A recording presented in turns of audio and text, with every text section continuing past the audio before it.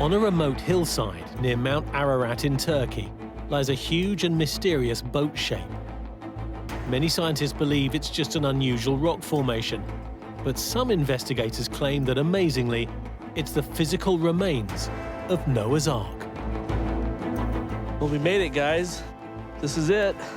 We are standing on Noah's Ark. If this was a natural rock formation, it would be a jagged, irregular shape or a jumble of just little rocks and boulders. Instead, you actually see the boundaries of the boat. I had to investigate it.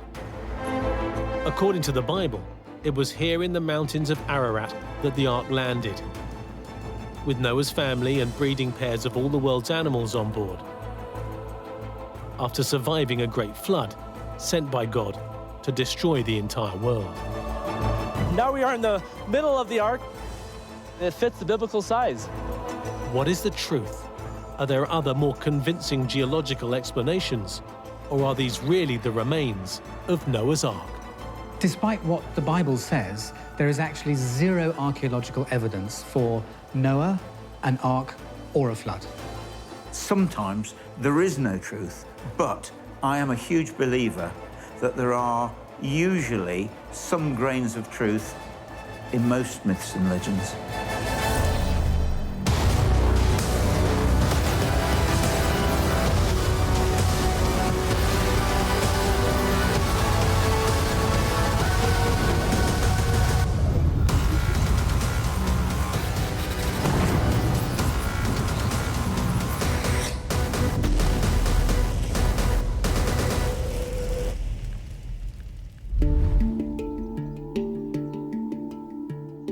On a hillside near Mount Ararat in Turkey, this mysterious boat shape is believed by some to be the actual historical remains of Noah's Ark.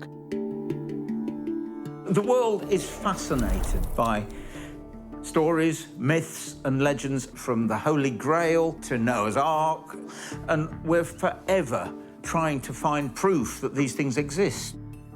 I think the hunger for the search is the fact that people are searching for God. And so if someone finds the Ark, then it could be proof that God exists. Over the years, many religious explorers have searched the Middle East, hoping to prove that the story of Noah's voyage on the Ark during God's great flood is the literal truth. It's been a big thing among adventurers for centuries. In fact, Marco Polo, way back, said the Ark is on Mount Ararat, but he said, unfortunately, the mountain is too snowy to climb. During the 1970s and 80s, astronaut James Irwin, who had become a born-again Christian after returning from the moon, made many expeditions up Mount Ararat in search of the Ark, but failed to find any evidence of it. Today, the unusual boat shape discovered over 30 kilometers south of Mount Ararat may be the best hope of proving that Noah's Ark actually existed, and that, amazingly, its remains have survived to the present day.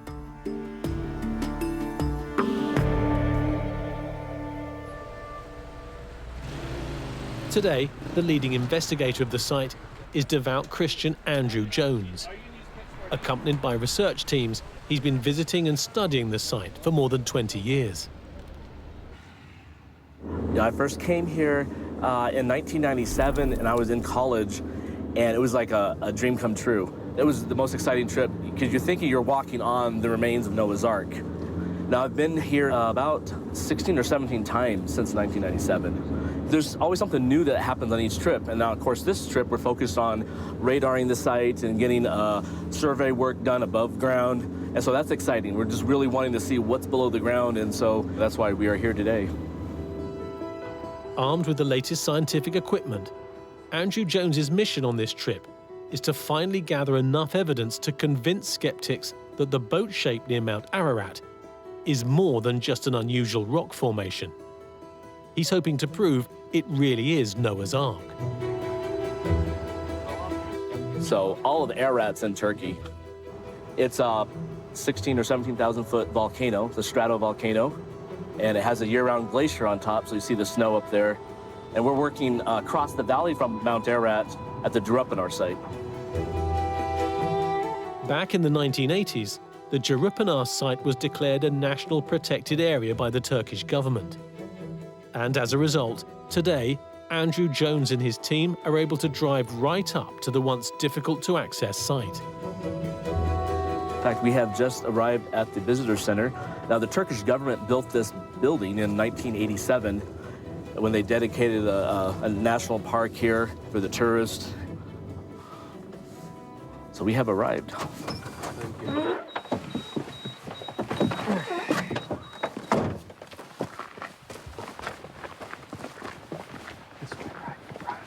Morning, Zafir. Beautiful day, huh? Yes, it Welcome. is. Good morning. Good morning. Once their equipment is unloaded, Andrew's investigation team heads straight out to the site to begin work. He's hoping that their latest state-of-the-art scientific equipment, including ground-penetrating radar, will enable them to convince even the most die-hard skeptics that Noah's Ark really has been discovered. Christian archaeology is a weapon of faith in the arsenal of proving to this modern scientific world that the stories in the Bible are real, and the Ark has become a totemic part of that. Well, we made it, guys. This is it. We are standing on Noah's Ark. Can you believe it? We got a busy day ahead of us. If it is a boat, if it is an ark, we're hoping to see basically striations that would correlate to what would be the beams and the ribs of a boat. That would be one major indicator.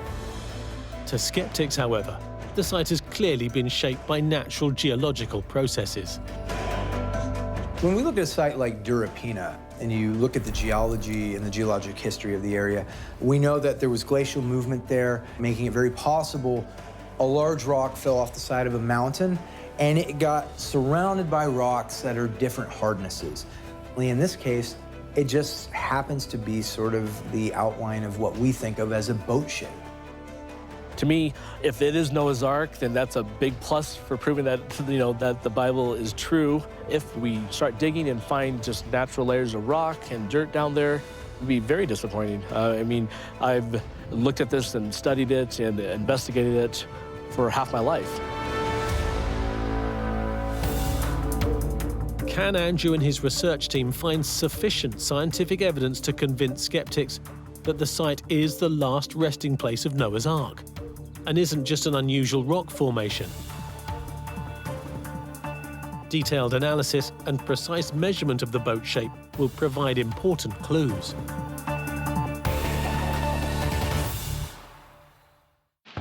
According to the Bible, after God killed the sinful by flooding the entire world, Noah's family, plus breeding pairs of all the world's animals, landed safely in the Ark in the mountains of Ararat before they began to repopulate the planet.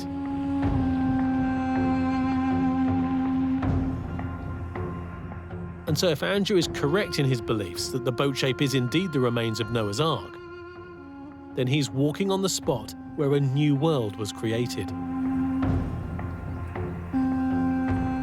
Noah was the ultimate climate change hero.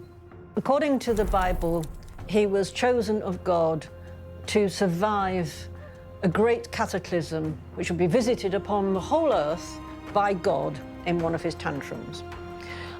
Because the whole earth, apart from Noah and his family, were sinful and needed to be taught a lesson.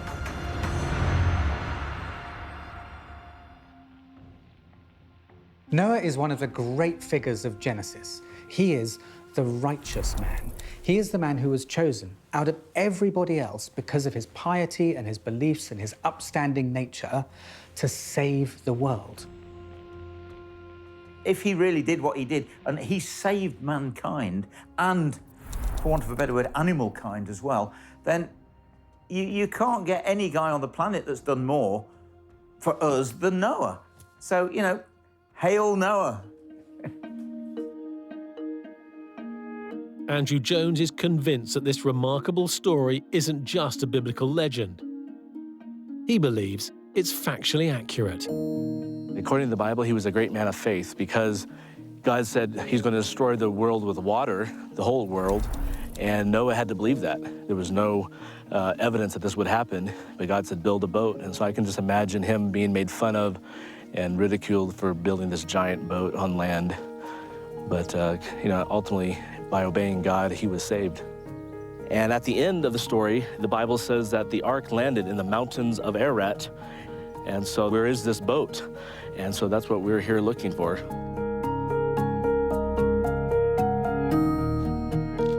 Most scientists believe this unusual boat shape is simply a rock formation shaped by an ancient landslide. But Andrew is hoping his research team can gather enough scientific evidence to convince skeptics that it really is Noah's Ark. How you doing, Seth?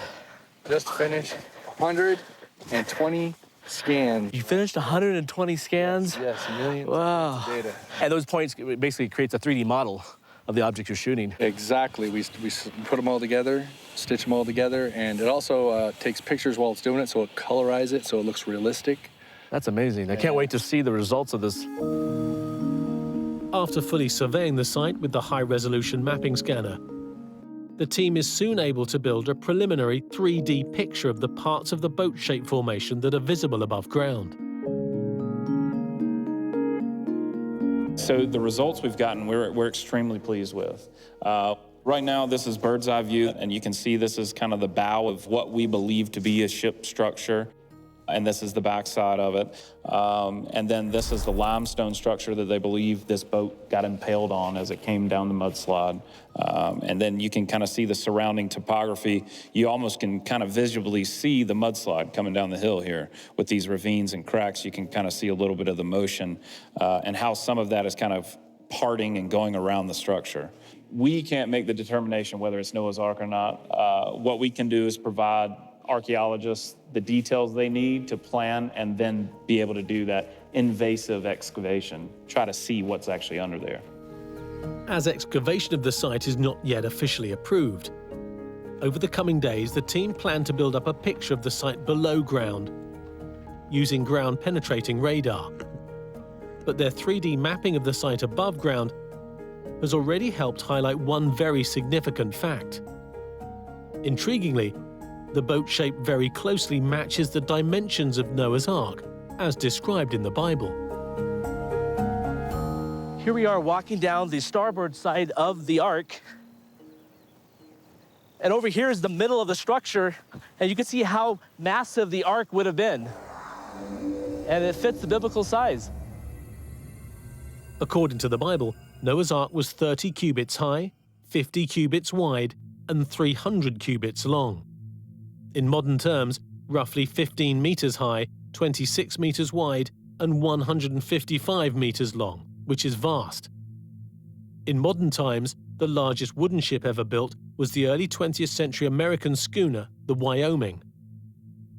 A Noah's Ark, supposedly built thousands of years earlier, would have been even bigger.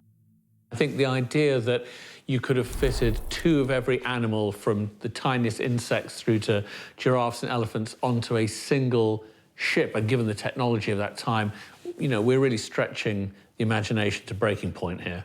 Many scholars have looked into the feasibility of whether Noah or someone like him could have built an ark of this size and scope to do what it was supposed to have done. And the answer always comes back to a resounding no. It's not possible. In modern times, however, a complete full-size replica of Noah's Ark has been constructed. The Ark Encounter is a Christian theme park, opened in Kentucky in 2016. To build something like Noah's Ark would have had to happen on basically a military scale. You need organization, structure, hierarchy, logistics, planning. So Noah would have had to have been in charge of all of that. The modern replica in Kentucky required over 3,300,000 board foot of timber. Over 1,000 craftsmen were employed, and it is the largest timber frame structure in the United States. These people built the Ark using modern tools, electricity, gasoline, vehicles. For Noah to do all that with Bronze Age tools would basically mean he was like kind of a Superman. And then, on top of that, he has to become a sea captain of the largest vessel ever built and a zookeeper. Think of all that coming together, and it just boggles the mind. Andrew Jones, however, believes Noah and his family could have built the Ark, and remains convinced that the boat-shaped formation his team is investigating is the physical remains of Noah's Ark. If this was a natural rock formation, you would not get this shape of a hull. It would be a jagged, irregular shape, or a jumble of just little rocks and boulders in a mud flow. Instead, you actually see this man-made object, the boundaries of the boat. Hoping to discover features of Noah's Ark that may be buried underground, Andrew and his team continue surveying the site using ground-penetrating radar. Can they prove that this is the last resting place of Noah's Ark? Or will geological evidence point to more plausible natural explanations for the site's unusual characteristics?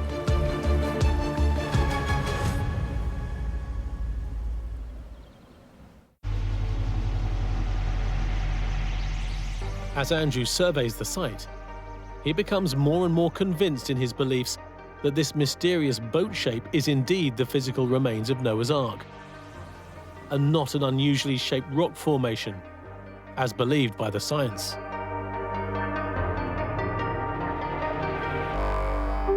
So we're standing on the pointed uphill end of the Ark. What's really interesting about this boat formation is that the pointed end is uphill. Now you might be wondering, why does that matter? Well, some critics believe that this site was formed naturally, and in that case, they say that there was a rock and a mud flow, and this mud went around this rock and formed the boat shape. Now, the problem with that theory is that this is the complete opposite. If that did happen, the rounded end would be uphill. In this case, the pointed end is uphill. And so we believe that this formation is actually because of the boat, because of Noah's Ark, and not because of any natural processes. One prominent geologist who's taken an interest in the Darupanar site, and who strongly challenges Andrew Jones's interpretation of it, is David Montgomery, Professor of Earth Sciences at the University of Washington. I'm the kind of geologist that's known as a geomorphologist. That's somebody who studies the evolution of topography, how Earth's surface features are formed. Well, there's a report done by Turkish geologists that have examined that outcrop and concluded that the form is actually a piece of limestone that has been rafted down the mountain on what's known as an earth flow, which is a major landslide, kind of like a glacier made out of mud, if you will. It's a piece of Miocene limestone, 10, 20 million years old, fossiliferous, so there's fossils in it. And it's a hard stretch to think that you would make an ark out of rocks. As a Christian creationist who believes that the Bible is the literal truth, Andrew Jones has many disagreements with mainstream geology. According to geologists, the Earth is nearly 5 billion years old. But according to creationists, the Earth was created by God in just 7 days, around 4000 BC. So if you're going to take the Bible at just what it says, then the Earth itself would be around 6,000 years old. The boat would have been a lot, 1,500 years after that. So you're looking at a 4,500, 5,000-year-old object. And so that would be like the conservative creationism point of view on how old this is. Now, we haven't tested it. We haven't done excavations. And I believe in the Bible account, so I believe, it would match. But obviously, no excavation has been done yet at the sea. Andrew's beliefs about Noah's Ark and the creation rely on the assumption that the world's sedimentary rocks, among which the Ark now supposedly rests, were laid down just a few thousand years ago during the Great Flood. I respect the Christian faith, but the creationist narrative just does not match up to the science as we know it. It just takes something like looking at the cliffs of Dover and realizing that every piece of chalk there is the skeleton of a once tiny microorganism that slowly built up over millions of years. And when you look at something that's 500 foot tall and you realize that deposited at maybe 1 millimeter a year, you start to realize the scale of what we're talking about and how immense the scale of geologic history is. However, Andrew hopes that his new scientific investigations at the Juripanar site will prove that the creationists' belief in the reality of the Great Flood and Noah's Ark is accurate. Since Andrew's team hasn't received official approval to excavate the site, ground-penetrating radar is the next best option to try to find convincing evidence below ground to help prove that the site isn't a natural rock formation, but really is Noah's Ark. Is it about, is it not about, is it a natural structure, is it not a natural structure? We're all hoping it's not a natural structure, but we gotta get the data back and get it processed. The preliminary results of the ground-penetrating radar survey will be ready in the next few days. If the survey does indicate boat-shaped features below ground, that will be a major step forward for Andrew Jones and his team. But until any subsequent excavation is able to prove what's underground, skeptics will still point to other perceived flaws in the belief that the story of Noah's Ark could possibly be true. The most famous part of the story, of course, is that the Ark carried breeding pairs of all the world's animals. The logistics of running the zoo on Noah's Ark is impossible. I can't even imagine trying to do it. A lot of these animals are carnivores too. They need to eat meat. Others are herbivores, such as cattle, that go through hundreds and hundreds of pounds of food a day. Just the job of removing feces alone would take everybody, all hands on deck, almost all day. Do you really believe that all those animals went peacefully into that ark without the lions having a go at the monkeys or the tigers killing the zebras? Oh, come on. Andrew Jones does believe it, but he recognizes that Noah's voyage in the Ark with all the animals would have been a major ordeal. You can only imagine being Noah with these animals for the whole duration of the flood. And I kind of picture Noah wanting that door open right away. You know, the Bible says it was one door. And so as soon as he opened that door, I bet you everybody, including the animals, just ran off the ark. There's a freedom. So I can picture that happening right here.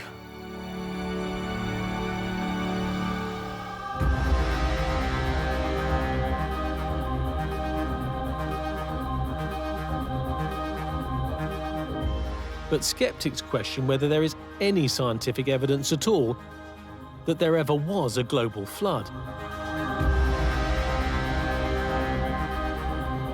But in an effort to find corroborating evidence to support his belief that the world did indeed suffer from such a global flood, with Noah's Ark as its sole survivor, Andrew and his local Turkish assistant, Zafer Onay, are now going to visit another site.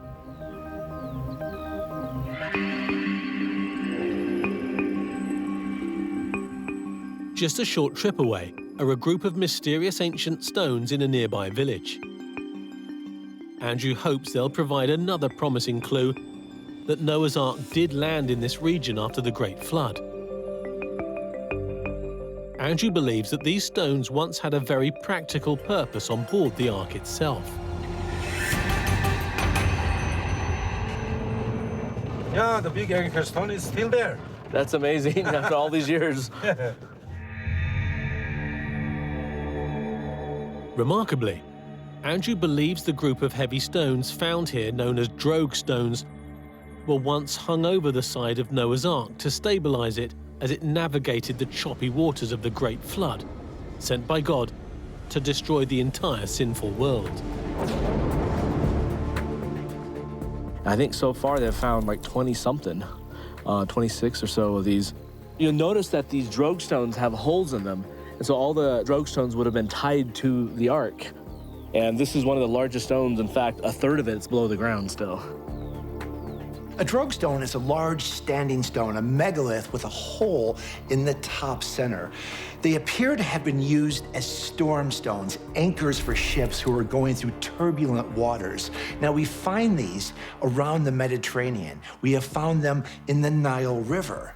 The question is, what are they doing in the range of Mount Ararat in this part of southeastern Turkey, which is arid? There's no rivers, there's no bodies of water, giving credence to the fact that they could have been used on Noah's Ark, traveling across what is now southeastern Turkey.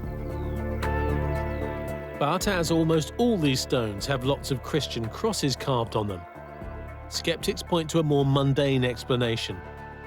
They are simply Christian tombstones.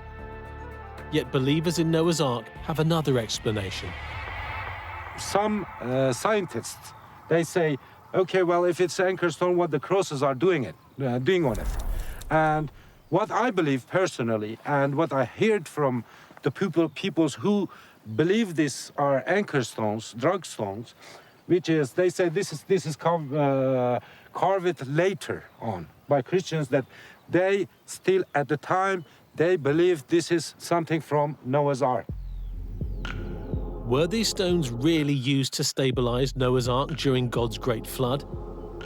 And then later reused as gravestones by local Christians, who revered their connection to the Ark? Skeptics refute the suggestion. One reason is because geologists say there is no evidence for a global flood at any time in history, indicating that the story of Noah's Ark cannot be true.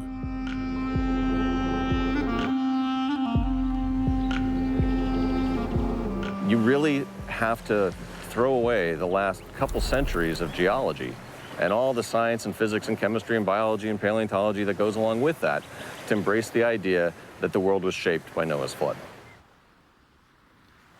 There's no evidence anywhere in the world of a massive worldwide flood at any time. There's no other, apart from myths, there's no other written record, and you certainly can't call the Bible a historical record.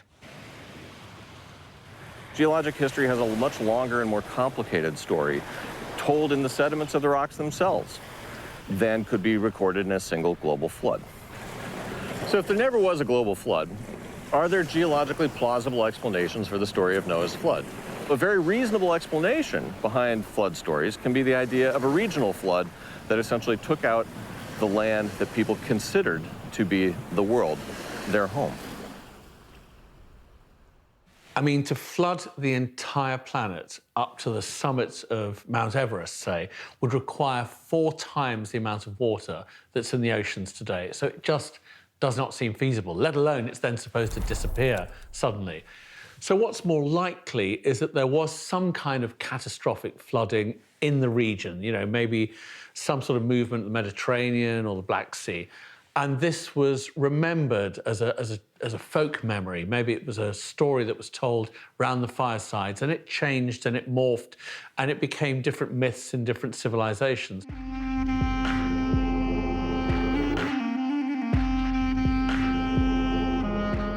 Geological evidence shows that one area of the world which suffered occasional, massive and catastrophic regional floods in antiquity was the valley of the Tigris and Euphrates in Mesopotamia, modern Iraq, where civilization began over 5,000 years ago.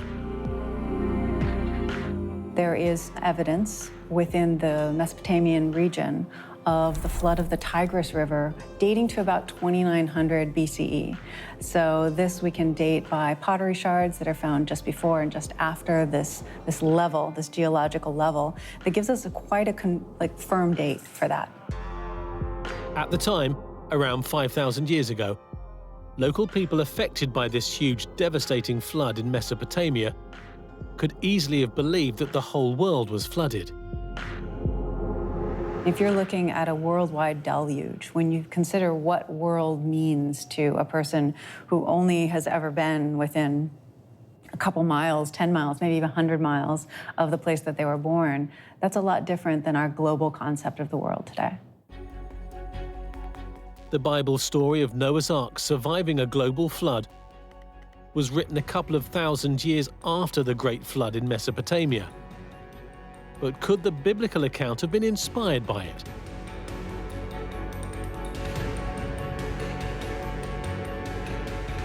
Andrew Jones continues his work to prove that he has found Noah's Ark. His research team has almost finished their ground-penetrating radar survey, which they hope will identify more boat-like features of the Ark buried underground. While waiting for the results, Andrew is heading to visit a nearby site where the graves of Noah and his wife are said to have been discovered a few decades ago, in the hope of finding further evidence to support his theory. Whatever Noah was, and I'm talking about what the Bible actually says, he wasn't a human being in any sense that we understand. For a start, he was 650 years old, but also he, according to some accounts, was a mere 12 feet tall, possibly even taller than that. Andrew Jones hopes any evidence remaining at Noah's gravesite will support the idea that he was a giant. If this part of the story of Noah in the Bible is true, then it implies that the rest of the story may also be true, and that Noah's Ark did land near here. And so the two big headstones were right here. One was fallen over, and then one was standing up.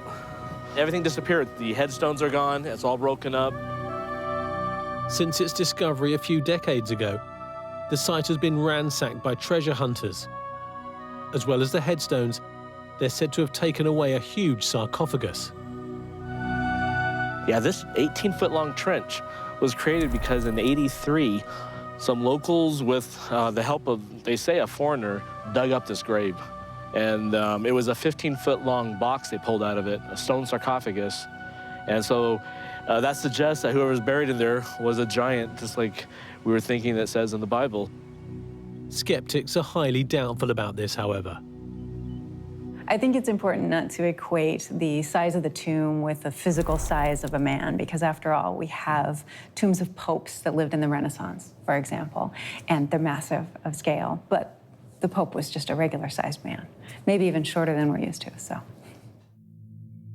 To skeptics, Noah and his wife are just legendary figures, not real people who lived around 5,000 years ago. Today, the most credible evidence challenging the factual legitimacy of the Noah's Ark story comes from the remarkable discovery of some ancient clay tablets bearing the world's oldest writing. Dr. Selina Wisnam, an Assyriologist at Queen's College, University of Oxford, is one of only a handful of experts able to read the mysterious writing on the tablets, which come from Mesopotamia, modern Iraq, where civilization began over 5,000 years ago. It's the earliest writing system we have anywhere in the world, so it gives us our oldest sources of information for all kinds of facets of human life, from the very invention of cities and agriculture, right through to the Babylonian sciences, medicine, mathematics, astronomy, etc. Over the years, decipherment of a number of Mesopotamian tablets has provided dramatic evidence about the likely origins of the biblical story of the Great Flood and Noah's Ark. This tablet is a replica of an incredibly important tablet because it was the first one to be discovered that had any trace of a Babylonian flood myth on it. It was discovered in the 19th century by a self-taught scholar, George Smith. He was reading through these, working through it, and then he came across the reference to the universal flood. And this was incredibly exciting at the time.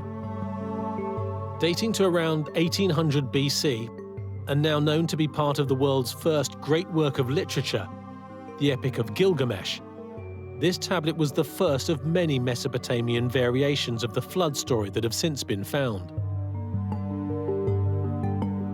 In all of the flood myths, the plot is essentially the same. There is a hero. He's usually a good man, a moral man, a man that follows the decrees of God or gods. And he tries to save a bit of the world, save a bit of humanity and a little bit of the animals that were populated on it by putting them into a big boat to escape a great deluge. The similarities between the original Mesopotamian flood story and the Epic of Gilgamesh, and the subsequent story of Noah's Ark, written in the Bible around 1,000 years later, are remarkable. In both, a god tells a human figure that the flood is going to come, tells him how to get around it, tells him to build a boat. In both versions, the god tells the person to take on board 2 of every kind of life, all of the food that they'll need. In both cases, actually giving the very dimensions of the boat, really detailed instructions about how to construct it. The boats of the Epic of Gilgamesh's hero, Utnapishtim, and another Mesopotamian flood hero, Artrahasis, are also intriguingly similar in size, if not in shape, to the Bible's description of Noah's Ark. Utnapishtim's ark was supposed to be a cube. Artrahasis had an ark that was a kufa, or a kind of a coracle, a round boat, which had multiple tiers as well. And then Noah's ark was supposed to be like 3 stories, a long rectangular. We've got very specific size for that. Big door at the end. What's interesting about all of these is that if we take the understanding of the space that was given to create these in the stories, they all tend to be about the same cubic space, if you will, which is really interesting. It seems to suggest that the stories descend one from the other. There are many other details in the stories that match. For example, birds are sent out 3 times from both the Mesopotamian boat and Noah's Ark in order to search for land. If we go down to this line here, this is where it describes the sending out of the first bird. Mash Shar. So I let the bird out, setting it free. Turam Ma. The bird went off, but it returned. To most experts, the numerous similarities between the Mesopotamian flood story and the biblical story of Noah's Ark, written over 1,000 years later, are much too great to be just coincidental. Probably the reason why there are these similarities between these stories is that the Israelites were actually in Babylonia during the 6th century BC. The Babylonian king Nebuchadnezzar had sacked Jerusalem and then deliberately moved the population around and resettled them closer to the Babylonian capital. So the Israelites would have been coming into contact with these Mesopotamian flood stories. The idea of a global flood catastrophe where a prophet-like figure leads a select group of people and animals out of the disaster and to a new world is something that recurs in many mythologies, and particularly in Mesopotamia. So you have, for example, the Epic of Gilgamesh, and in the Sumerian Babylonian civilizations, this story recurs. And Noah comes up, of course, in the Torah, the Jewish Torah, he's in the Christian Bible, and he's also in the Muslim Quran.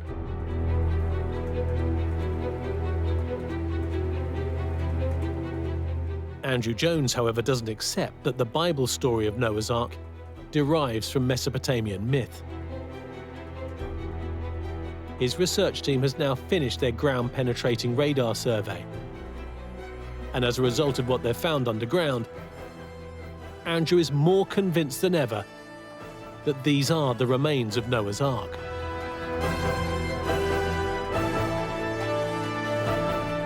But he has his work cut out to convince the skeptics that these are anything more than unusually shaped rocks. There is absolutely no evidence of the Ark existing on Mount Ararat in eastern Turkey. None. I think it is just some form of rock structure that's formed and looks like a boat. Andrew's investigation team, however, has just finished surveying the Durapanar site with ground-penetrating radar. Taking a first look at the data, there's great excitement that it may show hidden features of Noah's Ark buried underground. When they get about 8 feet down, 8.5 feet down, we're starting to see some parallel vertical structure. And then as we go down a little bit deeper, we get down to right at about 9 feet, we actually see an intersection of that parallel and a horizontal. So we're actually getting right angles. Whoa. Underneath the ground. Oh, you can see it right there. Yep. Yeah. You got almost like a little cavity where you've got a right angle being created. It's like 3 or 4 right angles. Mm-hmm. So is there no way this could be natural or what? Typically, you're not going to find straight lines and right angles in a natural environment. That's man-made items, yeah. It will take considerable time for the raw data to be fully processed. So for now, the team's initial interpretation of the data is all there is to go on. Well, this is just raw data. It's not processed yet. We can't tell what it is, but typically right angles don't exist in nature. So this kind of leads you to believe that there may be something man-made under there. I think it definitely gives enough to say, hey, let's investigate further. Let's start digging up. Let's see what this is. Skeptics, however, are concerned that Andrew Jones and his team are simply finding what they're looking for. There's a phenomenon called pareidolia, and really it means that you kind of see what you want to see. And if you've invested a lot of your personal identity into a faith that has an idea such as the Earth is 6,000 years old, there was a global flood, it makes sense that people who are out looking to prove this are going to start finding evidence that other people aren't seeing, and that doesn't hold up to the science. Historically, throughout the history of archaeology, throughout the history of history, when people want to find something, they often mistake what they found for the thing they wanted to find. All in all, skeptics doubt there's any chance that the story of Noah's Ark is the literal truth. The geological evidence from the Darupinar site, along with the similarity of ancient Mesopotamian flood myths, and the logistical challenges of building an ark and populating it with the world's largest zoo, lead skeptics to propose other explanations. Most likely, perhaps, the story of Noah's Ark derives from a catastrophic regional flood in Mesopotamia or elsewhere in the Middle East thousands of years ago, which was vividly remembered in myth and then passed down to biblical times. One of the important things to remember with all these myths is that no matter how old they are, underlying them, there could be some element of truth. In Genesis, it says that he should take one pair of every animal. Now, that's not even remotely feasible. But that doesn't mean that there may not have been some story that went down in myth that people remembered about some person or group of people saving some local animals from a particularly disastrous flood. And I suppose that some guy living on a farm in the remote part of wherever it happened to be at the time, Mesopotamia, could have been a huge flood to him and his neighbours. They probably never ventured more than 20 miles away in the whole of their lifetime. So that was the world to them.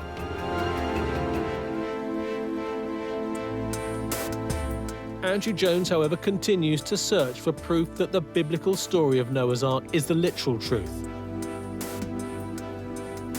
He remains hopeful that if he can get permission to excavate the Darupinar site in the years to come, he'll be able to find sufficient proof to convince even the most staunch skeptics that this unusual boat shape really is Noah's Ark.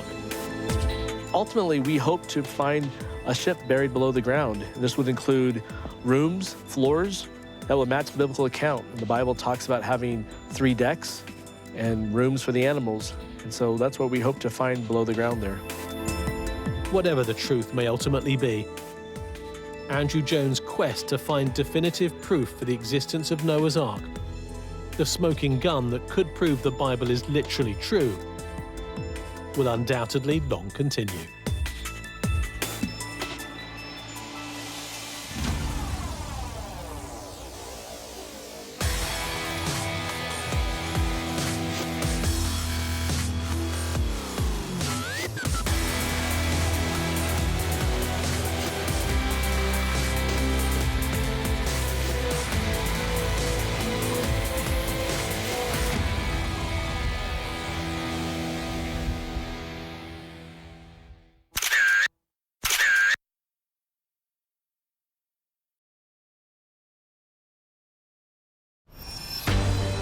Preserved in Italy's Turin Cathedral is one of Christianity's most famous holy relics, the Turin shroud.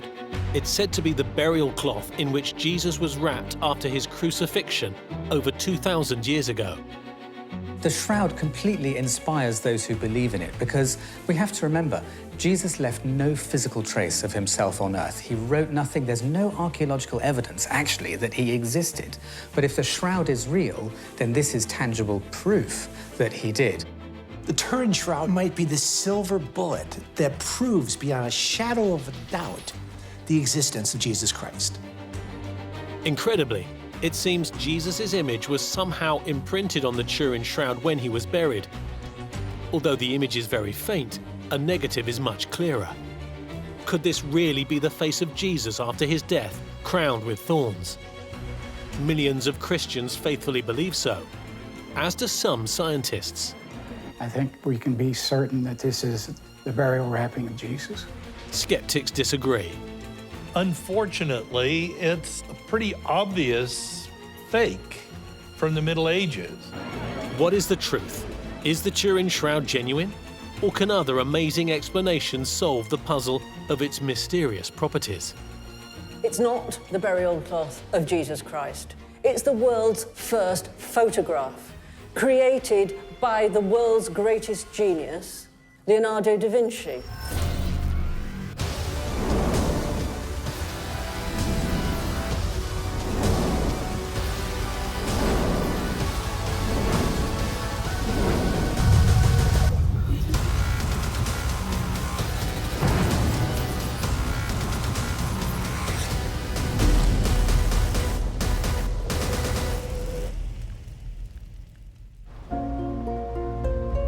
Turin Cathedral is home to one of the most famous Christian relics on the planet, the Turin Shroud. The Turin shroud is so iconic because it represents what might be the only physical, tangible proof of Jesus Christ. The shroud gives a face to a man whose legacy has dominated so much of human history. His physical anatomy is visible on this shroud, and that's incredibly powerful for many people. But is the Turin shroud really the genuine burial cloth of Jesus? Today, the Turin shroud is displayed to the public only on rare occasions. But a modern copy is on permanent display in the Church of the Holy Shroud near Turin Cathedral. Bruno Barberis is the scientific coordinator of Turin's International Centre for the Study of the Shroud. We can see, the most important thing, the double human image. Here we can see the face, the chest, the hands, and the legs. The blood image are clearly distinguishable due to the fact that they are more red. In my opinion, the probability that is not a fake, but is really the burial cloth of Jesus of Nazareth is very, very high.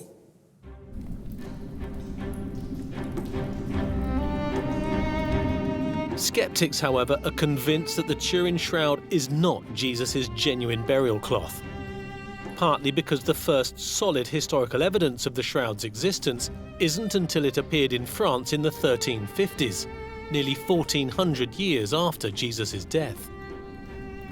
The shroud shows up under very suspicious circumstances in the hands of a soldier of fortune named Geoffroy de Charnay.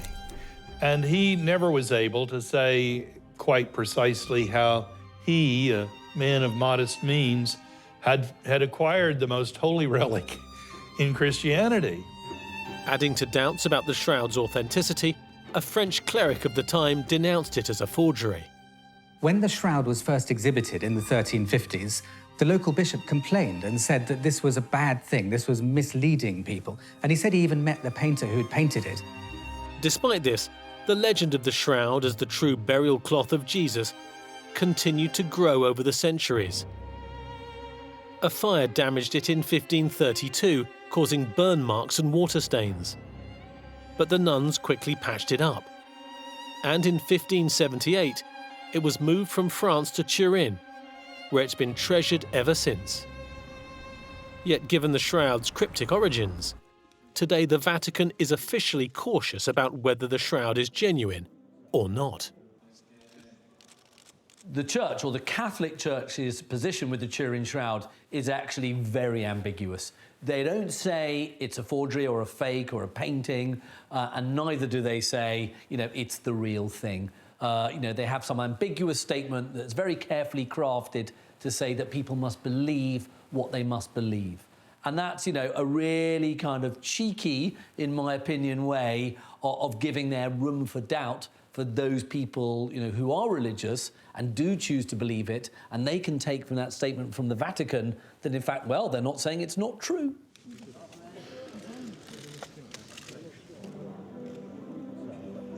The Church doesn't actually say itself that this is a literal image of Christ. They refer to it not as a relic, but as an icon, that it's a representation of Jesus. So if you want, the Church itself seems to be keeping its options open.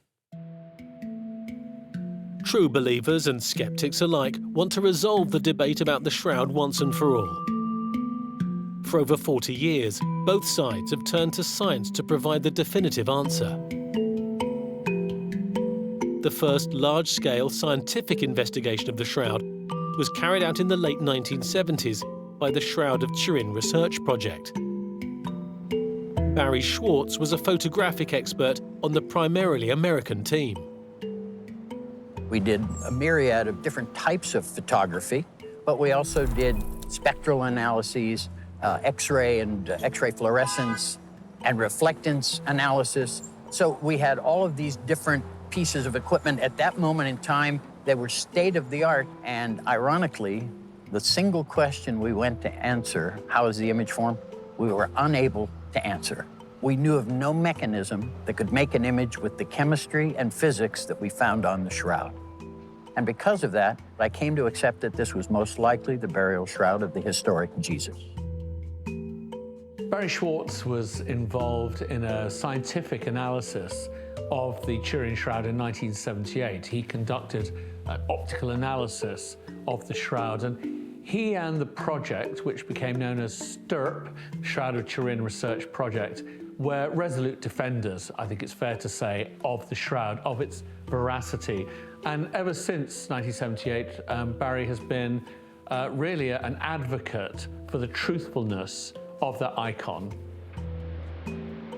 Since Schwartz's team examined the Turin shroud in the late 1970s, many others have done scientific studies of their own. Some have agreed that it's likely to be authentic, but many others have declared the shroud to be a medieval fake. So now we have all these scientific proofs that the shroud is real, along with the scientific proofs that it isn't. The debate rages, but this is one of the most central artifacts in Christianity, if it's real.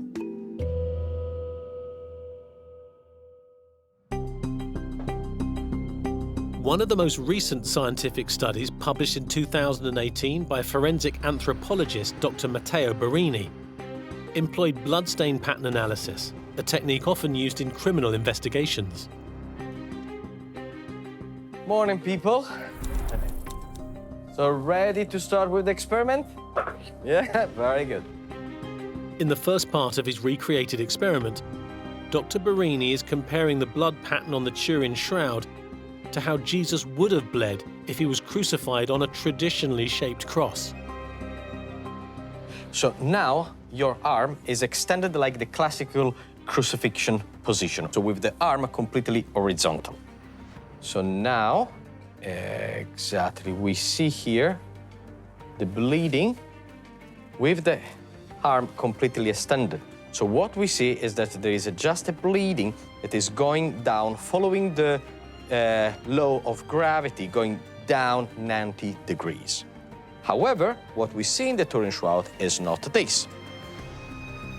Instead, the blood from Jesus' wrists, as seen on the Turin shroud, didn't drip at a 90-degree angle to his arms, but dripped along the length of his arms. But this doesn't necessarily mean the Turin shroud is a fake. We have a very particular image of Christ on the cross, and that's because of centuries of medieval and Renaissance art that have fixed this vision in our mind. But actually, Roman crucifixions equally took place on X-shaped crosses, T-shaped crosses, or simply even nailing the victim to a tree that was still living. So Christ's crucifixion actually could have taken any one of these forms. As a result of this, Dr. Barini repeats the experiment as if Jesus was crucified with his hands nailed high above his head. Yes, here you see, I will hold your arm so you will not feel the pain of a proper crucified person. As you can see here, the blood is coming down quite vertically. Now, this is the direction that we have in the Turin shroud. Scientific testing could support the authenticity of the Turin shroud if Jesus' hands were nailed high above his head. But what about the evidence suggesting the shroud is a medieval forgery? And if it is a fake, who would have had the motive and skill to create something so convincing that it's fooled millions of people for centuries?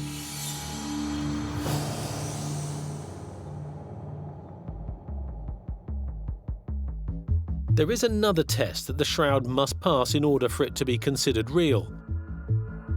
And so, for over 40 years, scientists have sought to identify the date in which the shroud was created, in the hope of revealing whether it really dates back to the time of Jesus' crucifixion, or if it is a later forgery that has continued to fool people for centuries. The single best scientific data point we have on the shroud is carbon dating that was done in 1988. It was done immensely scientifically and independently and overseen by the British Museum. Strips of the cloth were sent to Oxford, to Arizona, and to Zurich, and they all tested independently of each other. And the results that came back with a 95% certainty were that the linen dated from between 1260 and 1390. So if the carbon dating was accurate, the Turin shroud is a medieval fake, dating to the 13th or 14th centuries. But if this is true, who could have created it? And what were their motives? Again, there are many theories. Most medieval people were illiterate. The way they got their knowledge about Christianity and the saints was through images. These were paintings in churches, these were flags, these were stained glass windows. The Turin shroud falls into this category. This is a pictorial demonstration of a key moment of Christ's life, and it's educational and instructional.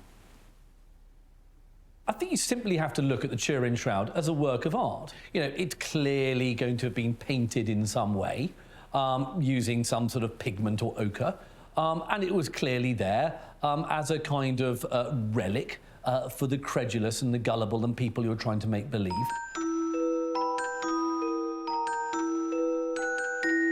But if it is a fake, it is clearly a very convincing one. And one shroud researcher in particular, Lynn Picknett, claims to have identified the person who faked it so convincingly. Very few people would have had the motive and talent, besides one of the greatest artists, scientists, and inventors of all time, Leonardo da Vinci.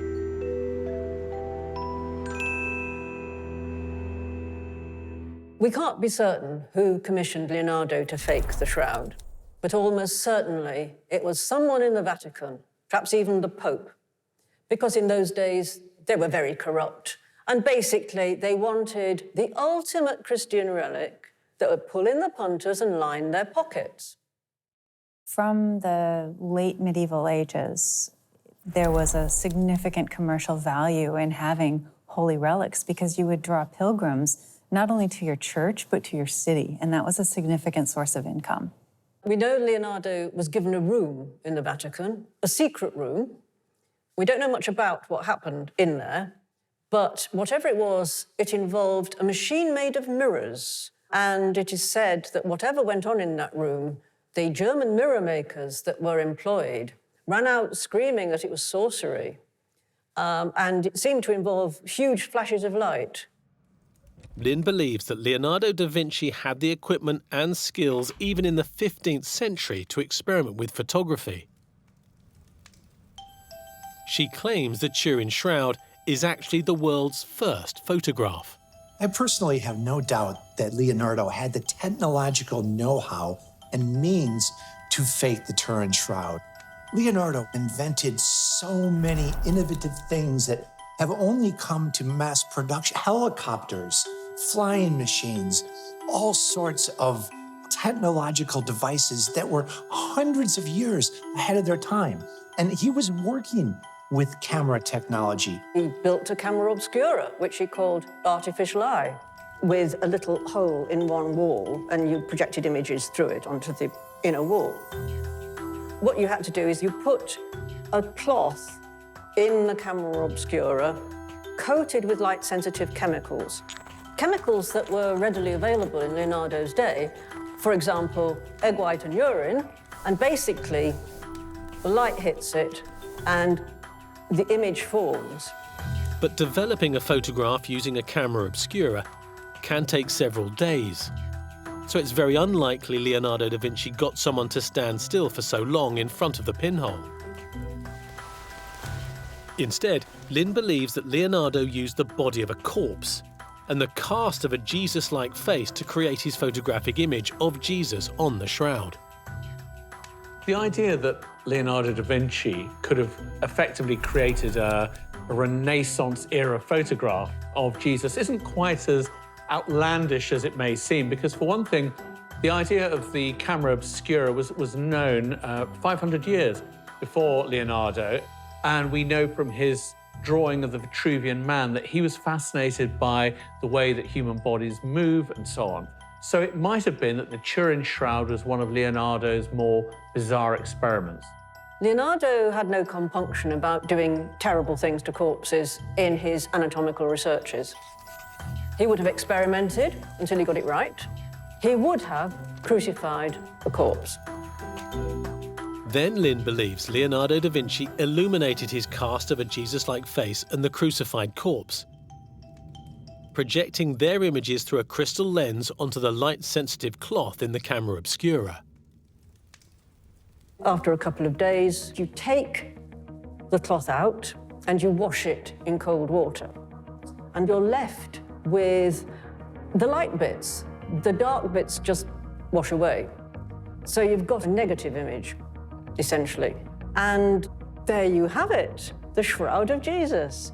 And then you paint blood on. And you've got it. And the pilgrims come in and they go, wow. It's an extraordinary idea. Can it really be substantiated that Leonardo da Vinci crucified a corpse in order to create Christianity's best-known holy relic? Lynn Picknett is committed to trying to prove this theory beyond doubt. Yet there is still the possibility that the Turin shroud is genuine, and to this day, scientists continue carrying out experiments to try to verify its authenticity.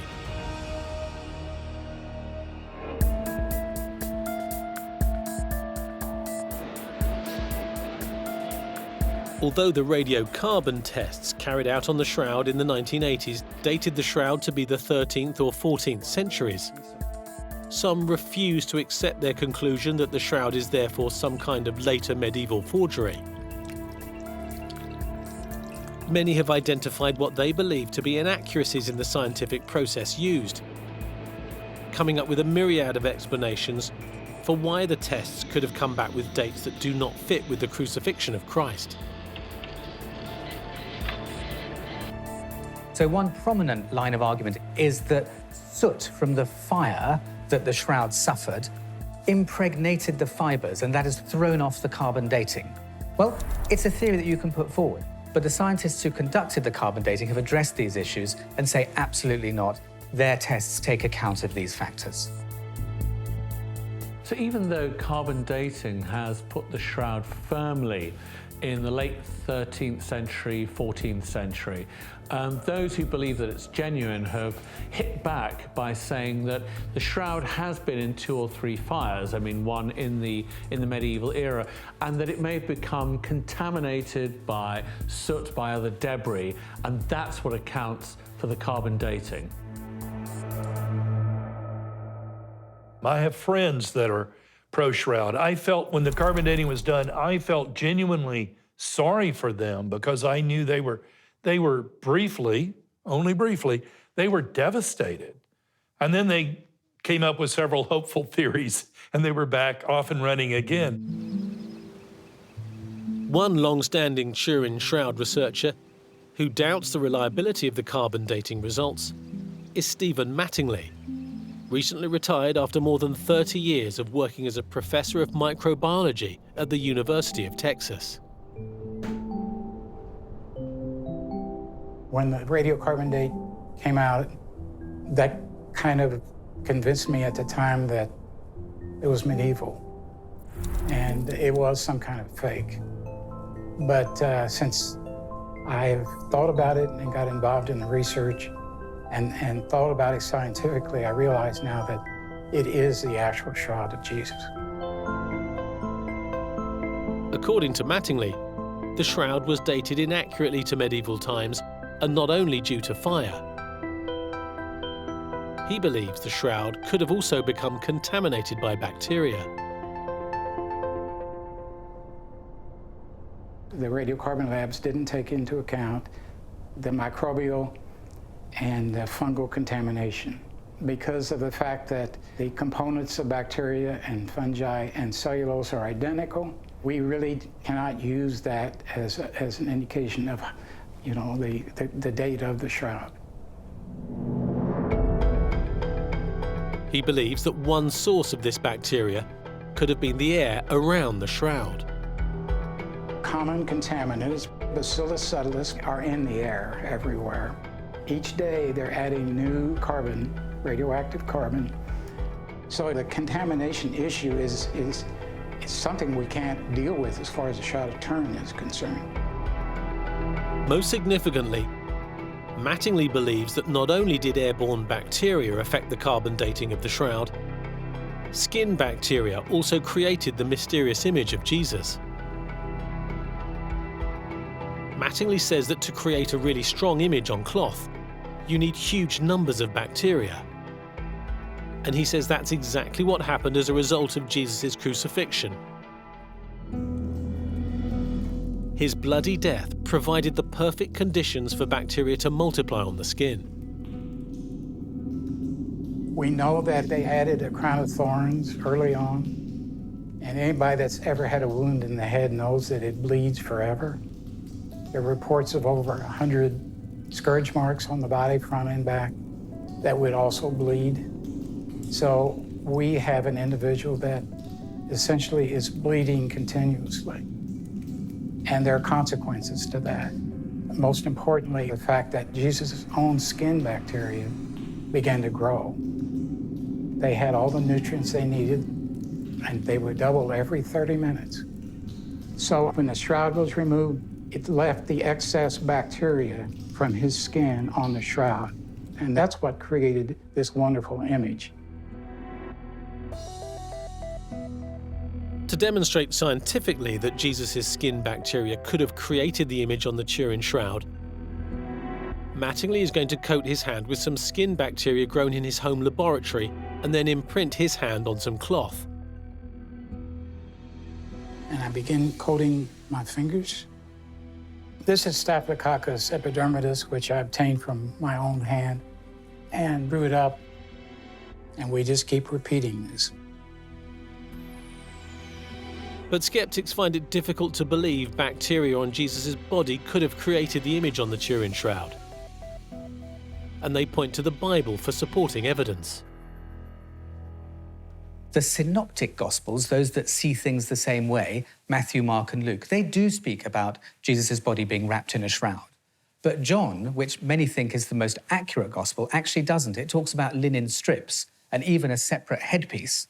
But perhaps the most fascinating thing about the Gospels is what they don't say. If there had been an image on the shroud, you would expect them to have recorded that. According to Mattingly, however, Jesus' image on the shroud may have simply needed time to develop after the shroud was removed from his body. As his experiment shows, an image created by bacteria does take a long time to develop. You really can't see much right now. This will continue to develop over time. The hoped-for image on the cloth is just barely visible for now. But the experiment was brief, and Mattingly says that Jesus' body was covered with billions more bacteria than his own hand. And Jesus' image also had much longer to form on his burial shroud. To demonstrate the principle, Mattingly shows an image of his hand on his computer that he created with bacteria years ago. This was done about 20 years ago, and the color has developed over time. This is the negative, and it shows even more detail. Although his theory is very controversial, as a result of his experiments, Mattingly is convinced that the image on the Turin shroud was created by bacteria multiplying on Jesus' skin during his bloody death. As a Christian, he finds Jesus' image on the shroud reassuring. I have no trouble being a Christian and a scientist, but the truth has to be through science. I think we can be certain that this is the burial wrapping of Jesus. We talk about wanting to see his face in our prayers, and here it is. Here is his face. What does Jesus look like? We know what he looks like. We know how tall he was. We know many things about him because of the shroud. Could Stephen Mattingly's remarkable theory be true? Did bacteria from Jesus' body really create the image on the Turin shroud? Some skeptics believe Jesus' physical representation on the shroud isn't realistic, suggesting that the shroud may be a medieval fake. To help solve the mystery, some look for clues in the history of Roman crucifixions.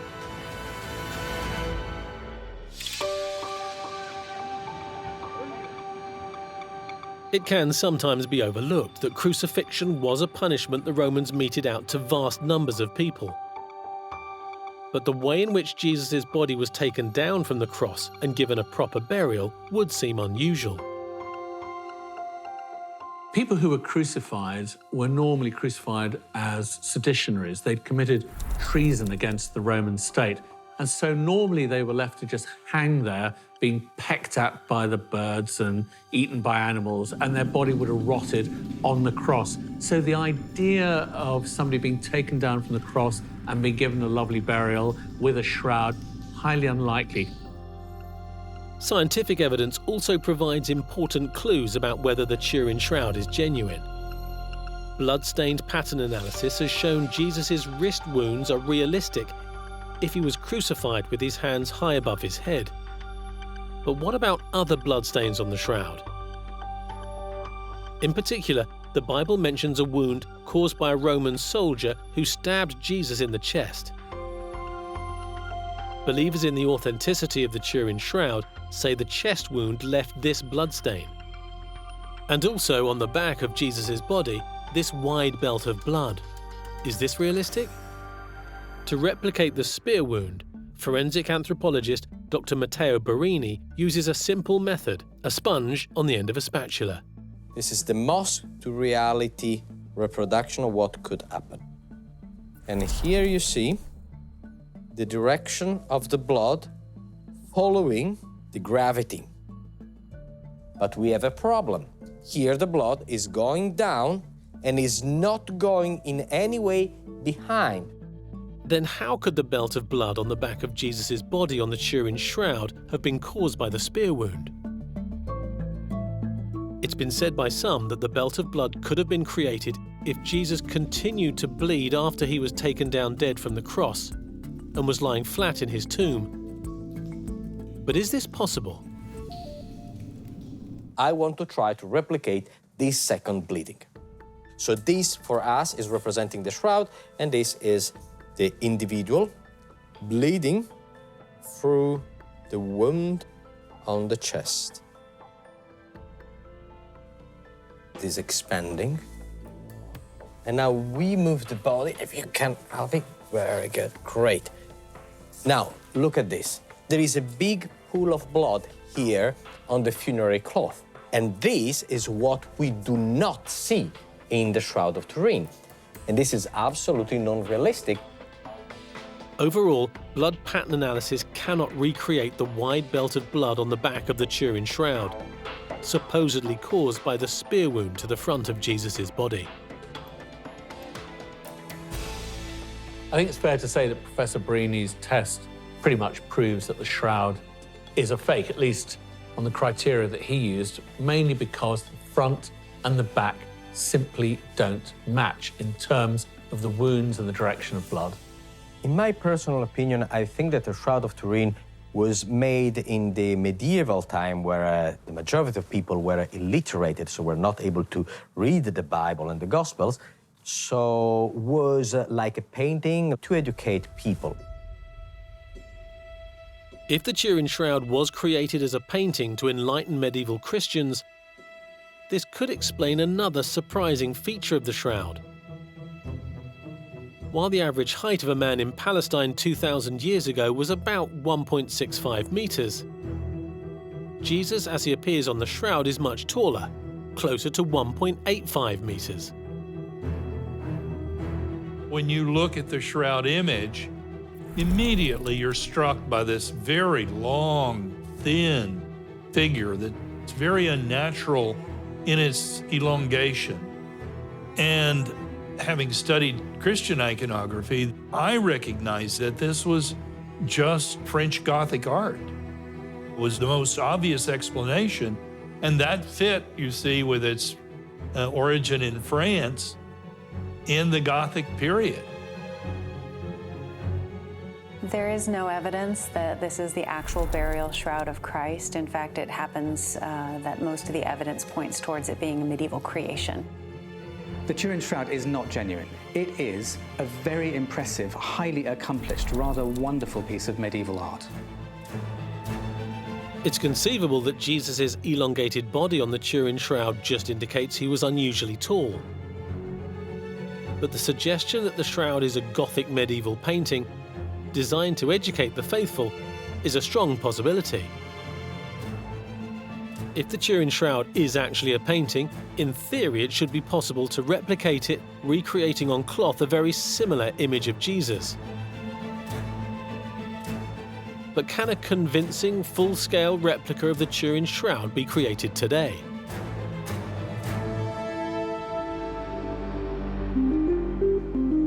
Luigi Gala-Skelly, former professor of organic chemistry at the University of Pavia in Italy, has tried to do this. But before attempting to create a realistic replica of the shroud, Gala-Skelly first ruled out how it wasn't made. If we think that it was a medieval artist to make the shroud, probably the first attempt he did was to see what the print of a real body leaves on a linen cloth. So we tried actually this. We covered a volunteer with a red paint, and we put a sheet flat on him. And this is the result. As you see, it looks very bad. It's distorted. Look at the face, completely awful. So this is not how the shroud was made. It's not the contact print of a real body. Instead, Gala-Skelly tried to recreate the shroud using a technique known as bas-relief, rubbing the outside of a sheet to reveal the contours of the body wrapped within. We have a volunteer under the sheet, and we have rubbed with a dry pigment the cloth. So we have followed the shape of the body. As you can see, it's not distorted. This is more shroud-like. Unlike the rest of the body, a real face still appears distorted using the bas-relief technique. So the face of Jesus in this image was created using a contoured, flat plaster mold. So this is a very simple technique available in the Middle Age.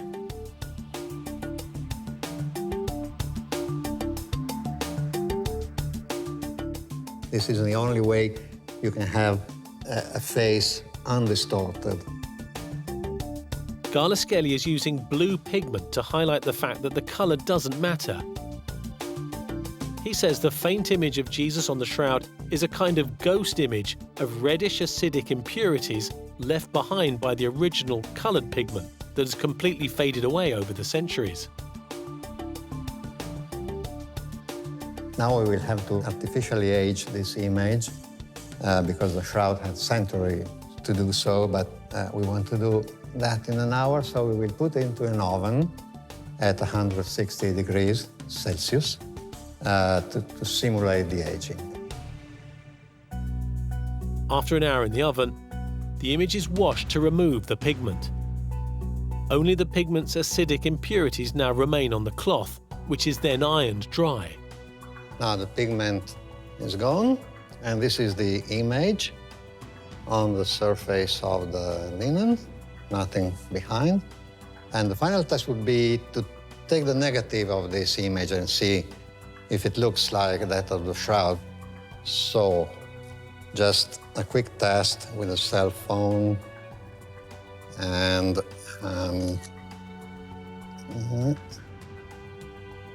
yeah, this is the negative. It looks like the Shroud of Turin. After adding his homemade facial replica to a similarly aged bas-relief of the volunteer's body, Skelly then painted on bloodstains in order to create a full-scale duplicate of the Turin Shroud. Personally, I find Professor Skelly's bas-relief analysis extremely convincing. The image that resulted from this technique is one that closely resembles what we see on the shroud. So really a remarkable job. Others aren't convinced by Skelly's recreation and say that it doesn't prove the Turin Shroud was painted. In particular, Shroud researcher Lynn Picnic remains convinced that the Turin Shroud is the world's first photograph created by Leonardo da Vinci, and she claims to have found further evidence to prove it.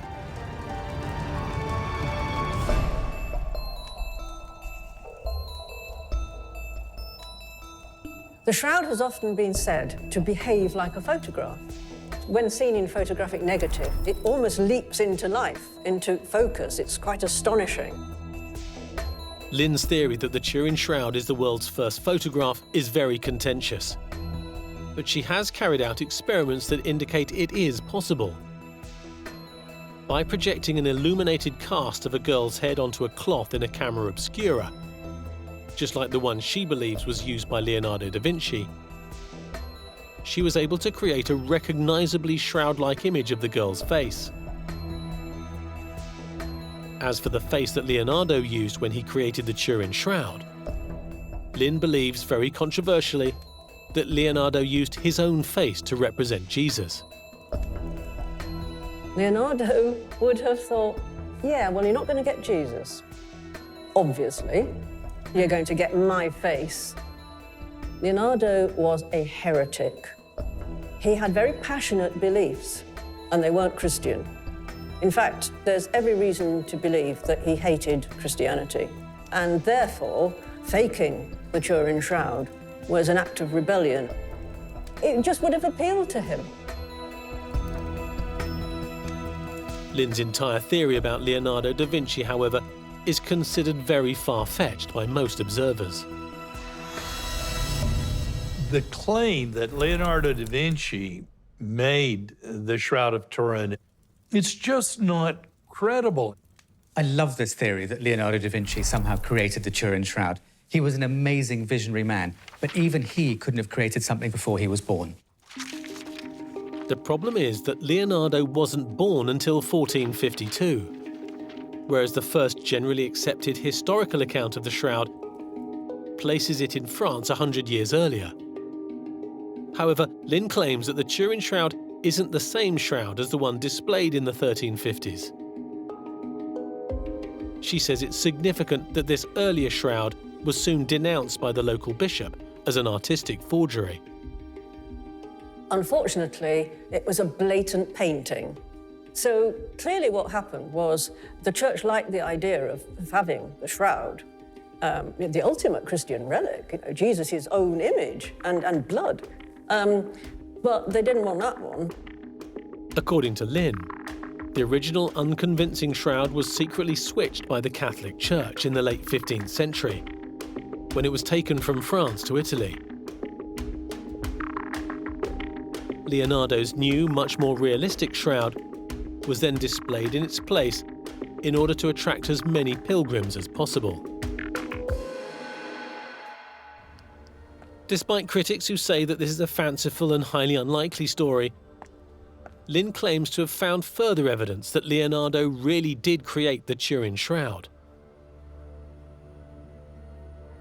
She's found clues in the Salvator Mundi, the famous picture of Jesus said to have been painted by Leonardo.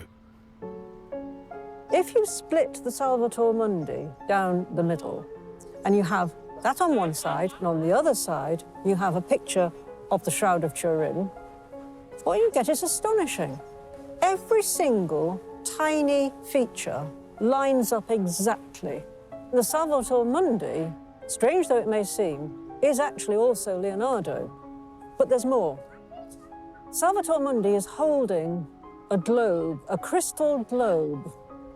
And people have said, well, of course, the name means savior of the world, so that's it. He's got the world in his hand. But it's actually a crystal. And what did Leonardo use to create the image of the shroud? A camera obscura in which he put a lens made of crystal. This is his nearest thing to a confession. He created the Turin shroud.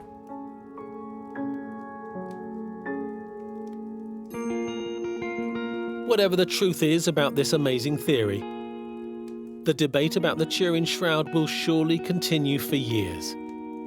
Is it the world's first photograph?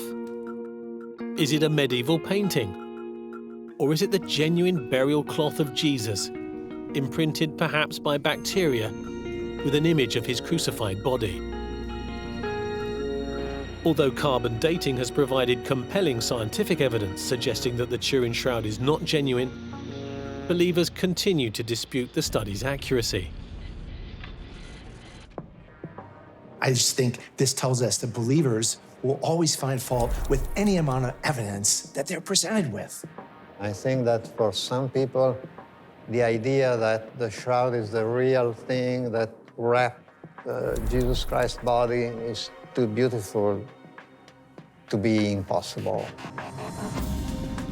You could say that the Turin shroud shows that we're a world divided between believers and non-believers, between those who want proof, scientific, rational proof if you want, and those who believe that faith is important. For them, believing that it is the image of Jesus is enough. That sense of wonder is enough for them. In a way, the shroud brings out wonderfully that conflict that we all have between the rational and the romantic. It's wonderful to believe that the shroud might be real. It's a little tedious to have science tell one it isn't. But we all have within us that need for both. That spark of the imagination is always there. And for so long as humans have that, the shroud will have its supporters. And so, regardless of the scientific evidence indicating whether it is or isn't the genuine burial cloth of Jesus, for millions of people, the Turin shroud will undoubtedly long remain one of the world's most revered and iconic religious treasures.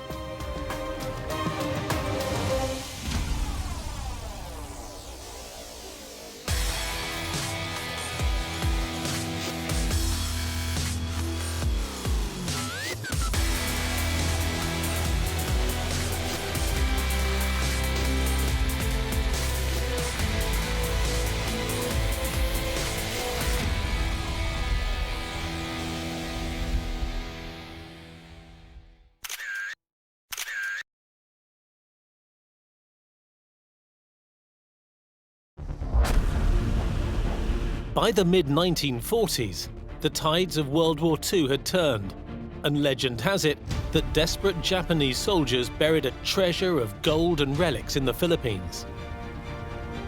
They took an immense amount of treasure from temples, from banks, anything they could lay their hands on. It's alleged to have included gold bars, which were taken, melted down as bullion, and restamped as Japanese gold. Is it true that a vast treasure was buried under the Philippines during World War II? And is it still there? Or is it all just a great story? The idea that there's this vast treasure under the surface, it's just too attractive to resist.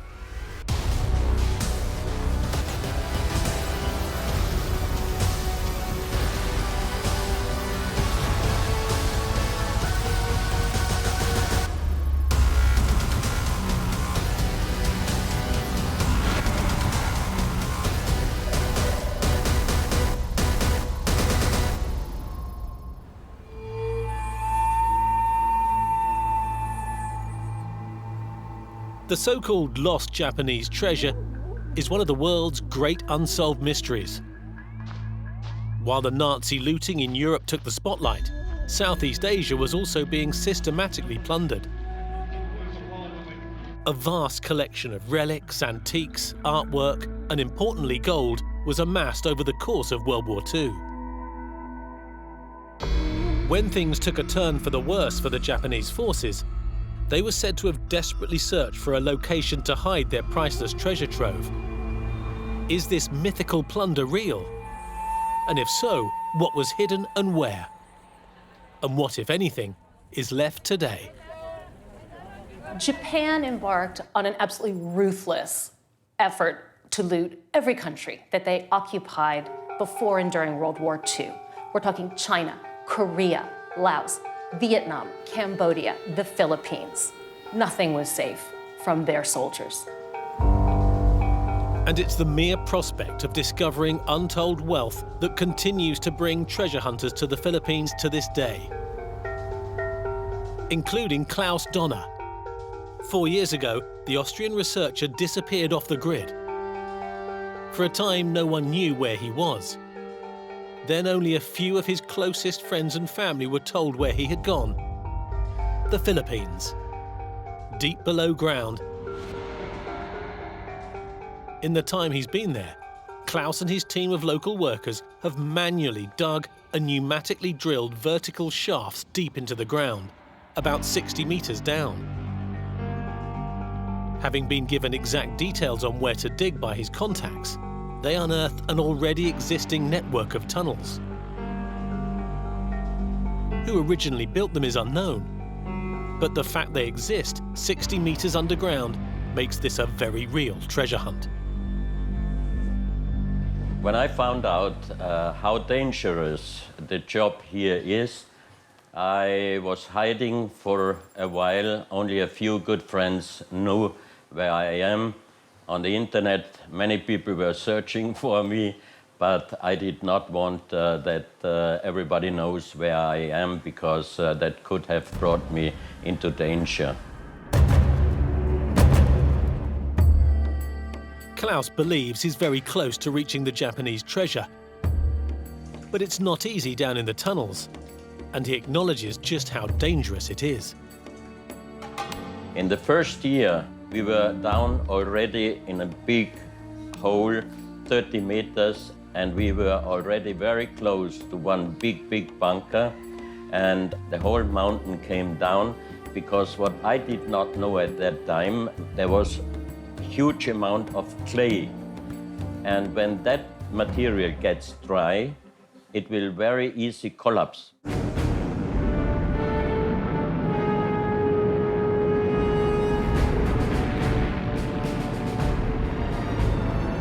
By 1942, the Japanese Imperial Army had invaded much of Southeast Asia and removed many treasures as they looted Thailand, Cambodia, Laos, and what was then known as Burma.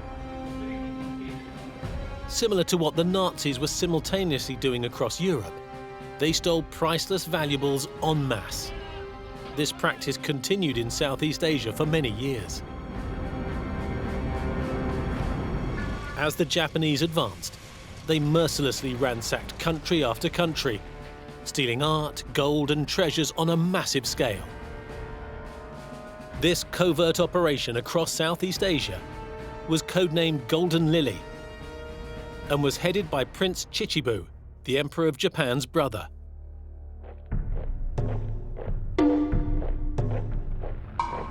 This massive plundering of Southeast Asia was intended to fund the Japanese war effort, and the direction, the coordination of this huge theft went right up to the imperial household.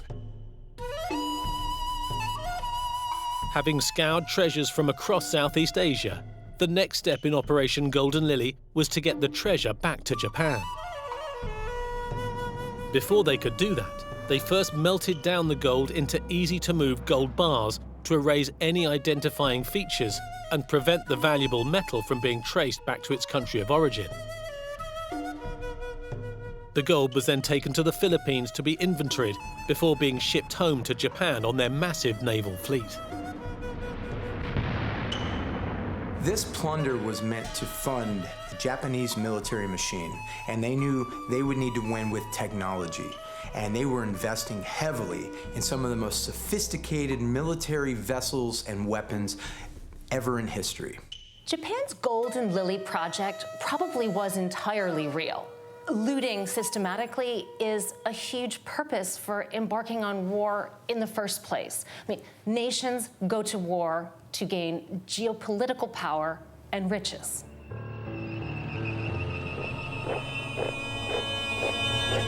But in June 1942, just 6 months after both sides had entered the war with the Japanese attack on the US Navy base Pearl Harbor, the US and Japanese forces met again, this time at Midway Island in the Pacific Ocean. Over the course of 4 days, the US sank 5 Japanese ships, destroyed 270 aircraft, and killed 3,700 military personnel. You've got to imagine what a huge reversal of fortune this is for the Japanese. In 1941-42, they were conquering the Pacific. They had almost taken Australia. You know, they were on their way with Hitler to achieve global domination. And yet, in just a couple of years, the United States was pushing them all the way back across the Pacific, straight back to Japan. The Japanese had lost control of the seas, and the only way back to Japan for the survivors and their looted treasure was blockaded by the US. It was too risky for them to ship the gold home. They needed a new plan. Allegedly, they sank a number of their own ships at sea to keep the Allies from intercepting them, and decided to bury much of the treasure hoard, especially the gold, under the island of Luzon in the Philippines. The Japanese were in a tight spot. They had all of this plunder, but if they wanted to send it, let's say, to mainland Japan, they had to risk sending a ship with the wealth of their military out into open waters riddled with American warships, submarines. And so if you look at the complex island chain and archipelago of the Philippines, there are lots of little hiding spots, lots of little places where they could safely tuck away some treasure without it being noticed. And that may have been a much safer option than putting that out in the open where it could get sunk. In their final effort to protect the treasure, the imperial family turned to one of their most experienced generals, Tomoyuki Yamashita. The general was instructed to hide the gold, with the hope that it could be recovered at a later time once the Japanese were victorious. He identified over 100 underground sites across the islands, many of which were previously existing underground networks. To hide all this treasure, it's entirely feasible that the Japanese may have used pre-existing tunnels dug by the previous Spanish colonial power or the Americans, and possibly dug their own tunnels. But all of this, of course, to remain out of sight of the Americans in the air and local resistance. Yamashita ordered detailed maps to be made of each treasure vault, what was stored there and how to navigate the tunnels into it, which was then carefully encoded. Unless you knew the complex code, these maps were meaningless, and there were even further layers of security to defend the sites. The Japanese protected their hidden treasure locations by creating a system of treasure maps coded very elaborately based on ancient Japanese symbols, which would be very difficult for anybody else to decipher. If they were able to do so, however, there was a second line of defense in the hiding places themselves in the form of booby traps, such as cyanide vials that would explode upon contact, bombs, other things rigged to kill anybody who tried to go and take what the Japanese thought was theirs. With time running out, Yamashita ordered the engineers to seal the treasure vaults. He had one last trick up his sleeve to protect the gold. The story goes that while the soldiers are carrying out his orders, Yamashita sealed the vaults himself, with the engineers still inside. They would be its guardians for eternity.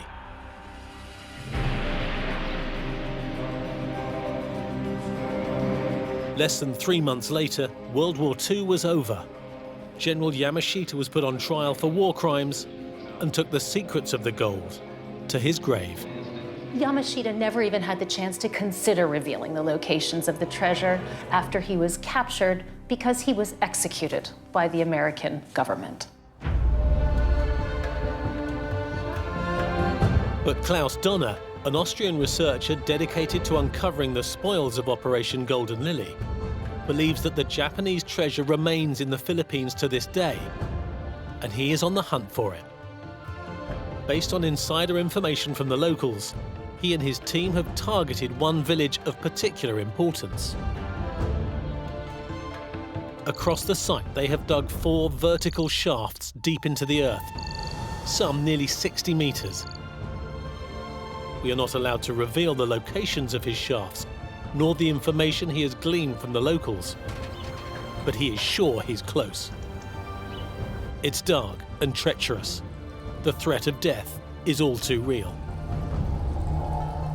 The most dangerous moment is coming when we open one of the chambers.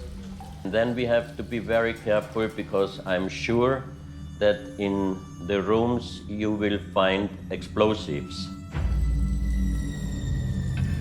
If we find gold bars, we have to be very careful because I got information that some of the gold bars have a poison on top of the gold bars. That means if you would touch them with your plain hands, you would die. So we prepared already long rubber gloves, and we prepared also protection clothes for the moment we go inside the room. And if we have explosives inside, I get a special bomb squad to check it. Although Klaus is yet to find out if he's on the right track, there was one infamous finding by a local that has been documented. In 1970, Filipino locksmith and amateur treasure hunter Rogelio Rojas obtained a permit to excavate a particular site in Baguio, in the north of the country. Why he chose that site is unclear, but he was reported to have dug underground for many months before uncovering an existing network of tunnels.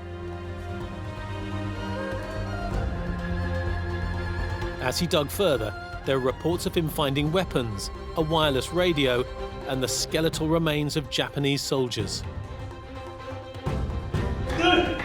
After several weeks, he broke through a concrete floor to a lower level chamber, where it said he discovered a large quantity of wooden boxes, each one about the size of a beer crate. When he opened one of the crates, he found 24 gold bullion bars. Rojas also claimed to have discovered a golden Buddha, whose head tilted back to reveal several handfuls of uncut diamonds. After all that digging in dusty tunnels, tunneling his way in the dark, Rogelio Rojas, that moment of wonder where he finds those 24 gold bars and the gold Buddha, he's finally found the enigmatic treasure buried by the Japanese all those years ago. Rojas made no effort to conceal what he claims was a major find. He posed with the golden Buddha for at least one newspaper photographer, and it's reported that he showed it to several potential buyers. During the following weeks, Rojas is said to have sold 7 of the 24 gold bars. He did this during a time when Ferdinand Marcos was dictator of the Philippines, and Marcos had issued an edict stating that all treasure hunters needed to get permission from him in order to go searching. Well, Rojas had not done this. Ferdinand Marcos sent his henchmen to knock on this guy's door and hauled him off to prison. On April the 5th, 1971, men in uniform came to Rojas's house. They showed a signed search warrant issued by the local judge, a member of the Marcos family, and they inspected his house. They attacked his brother with their rifles and terrorized his family. They came to our house in Aurora Hill. They raided our place. They get our personal things, Philippine money, the golden Buddha, and the gold bars. They take everything. We're a happy family before, and after they destroy our family circle. My dad told us that everyone of our family, they will kill. We ran away, almost half day to walk to go to the mountain. I stay at the mountain almost 7 years. I'm 6 years old at the time. We don't have any parents because my dad, they put in jail almost 2 years. He was held captive and told to sign an affidavit that the raid on his home was performed in a peaceful manner. There is a paper they want to sign. My dad don't like to sign that paper. They tortured my dad. They put an electric shock inside the body and they hit my dad. My dad is have a big black eye.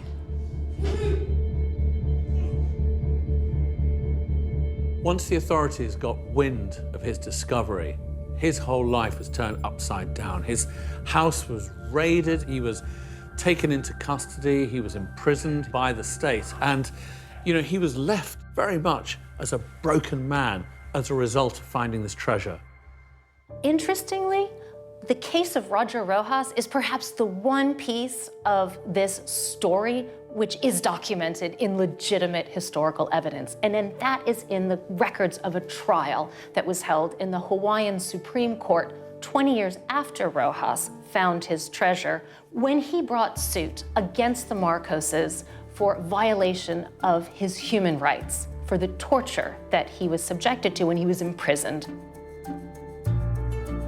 In February 1986, Ferdinand Marcos was deposed and fled with his wife Imelda to Hawaii under US protection. He allegedly carried suitcases full of gold bullion bars and massive amounts of bullion certificates.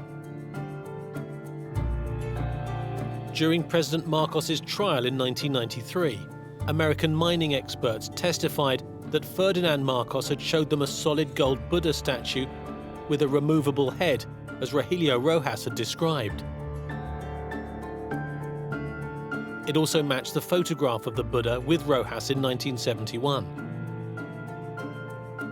They also testified that they were asked to help with the remelting of gold bullion and removing any trace elements that might reveal the country of origin.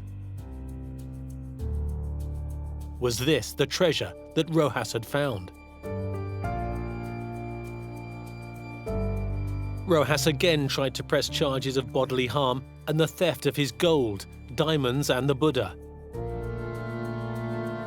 A series of legal actions followed in Hawaii, culminating in a staggering jury verdict in 1996, awarding Rojas $22 billion.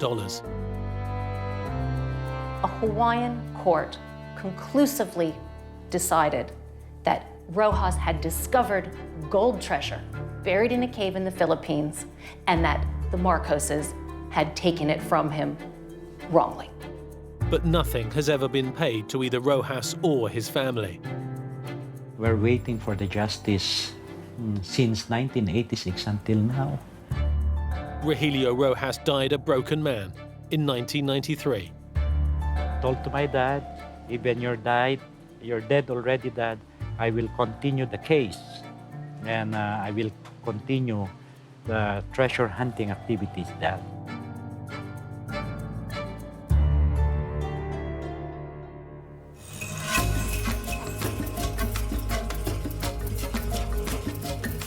Following in Rojas' footsteps, Klaus Donner has now spent over 4 years on his hunt for the Japanese treasure.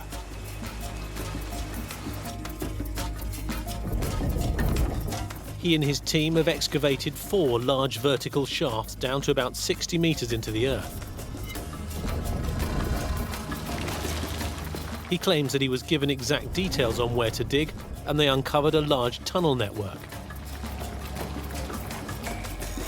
Who built them and why is unknown, but the fact that the system exists 60 meters below ground makes this a very real treasure hunt. And today, he's being joined by Andrew Goff. Klaus. Hi, how you doing? Good to see you. Oh, man, it's been a while. How are you? Fine, thank you. How was your trip? Researcher and writer Andrew Goff is a self-confessed mystery enthusiast. He has spent years investigating the mystery of the Japanese gold, and he believes that much of the treasure is still hidden underneath the Philippines. He's a friend of Klaus Donner and has visited him at his excavation site before. I've been passionate about the Philippines and the legend of the Japanese who looted 12 Asian countries. The question being, did they take that loot and bury it in the Philippines? Is that fact or is that fantasy? So over the course of a number of years, I had reached out to Klaus Donner. He had completely gone off grid. Nobody had heard from him other than the rumor that he was someplace so spectacular that he couldn't leave. There's different kinds of sites, right? There's sites that have just football pitch chamber full of gold bars, but there's also something called imperial treasure. What's that, and which one do you think that you're close to? I'm sure that we are working on 2 imperial treasure sites because on the way we had a lot of booby traps.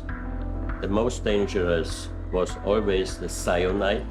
They were putting cyanide in glass and they put the glass inside the cement.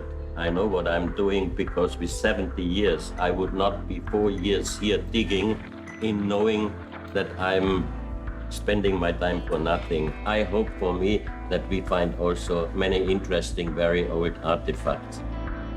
It's more than likely that there have been treasure hunters out there looking for all this loot. And if they've found it, why would they go public? Isn't it more likely they just keep it privately to themselves? Hi, hello, my friend. Good to see you again. Within the secretive treasure hunting community, there have been finds which give Klaus hope. I know some people who really found some treasures, some gold bars, a small jar with some diamonds, and I was shocked.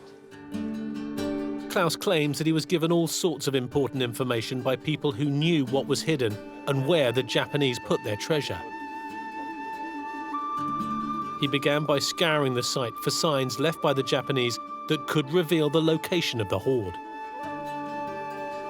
That's the horse head, sir. This is here? Yes, sir. And then the eagle. That's amazing. It does look like a horse's head, doesn't it? There's the eye, there's sort of the nose. And another one we have over there. That looks, for me, like a geographical map of the area here, that when they came back, they would have the map. They would know exactly which direction means what. Makes a lot of sense. Find the next markers. The interesting thing about Klaus are his methods. They're a combination of many different disciplines. He uses maps. He researches areas that are more likely than not to have been places where the Japanese could have hidden things. He also interviews people, talks to the elders to understand, have you seen something? Can I find an eyewitness? I met also another eyewitness when he was 16 years old. He was working for his father on the field, and then some Japanese soldiers came. They just took all the corn on the floor and they loaded heavy boxes on that small cart, and they forced the young guy to bring those pieces up to one of the places where we are now working. And he saw how they brought the heavy boxes up to the small hill. That's exactly the place where we were digging.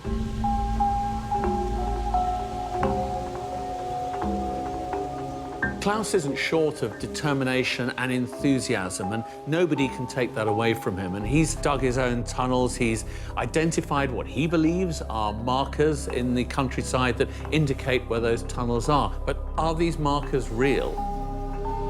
Look, here, for example, is another typical marker, because you can see that this and this is a different material, no? And here. Right. It looks like a big tunnel and side tunnels, and we know that here are tunnels with side tunnels. No? In the village where Klaus is digging, the Japanese come repeatedly asking about a particular tree. I've seen that tree. Of course, everyone says, no, I don't know what you're talking about. There's no such tree, not here. So there's a memory or some copies of these maps that have, trees that aren't indigenous, stones that are carved to look a certain way. And this gets into the realm of, are you seeing things or are these really markers? I think if we had the original maps that had the location of where these symbols are, then it would be a lot more believable.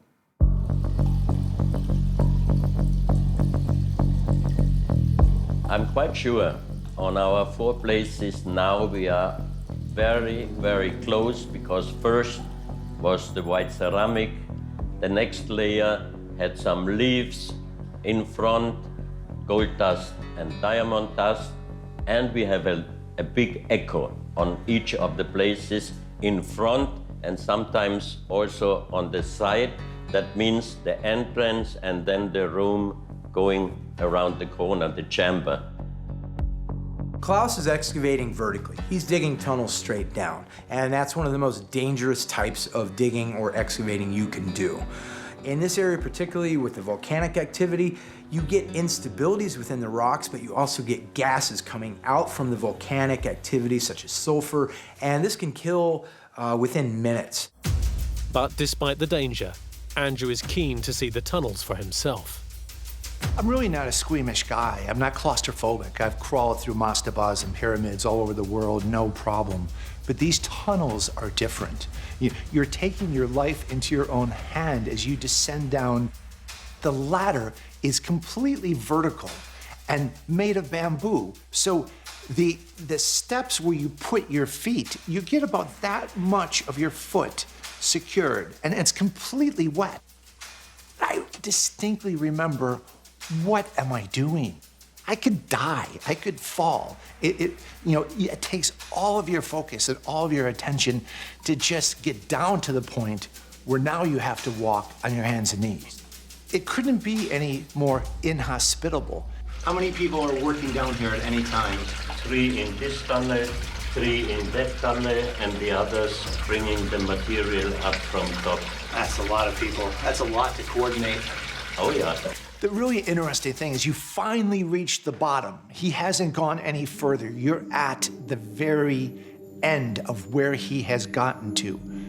And you would think, all I want to do is sit here, explore, contemplate. No, you want to get the hell out of there because you fear, not that it's going to collapse on you, but you can't imagine how it feels to be that deep in such a tiny space.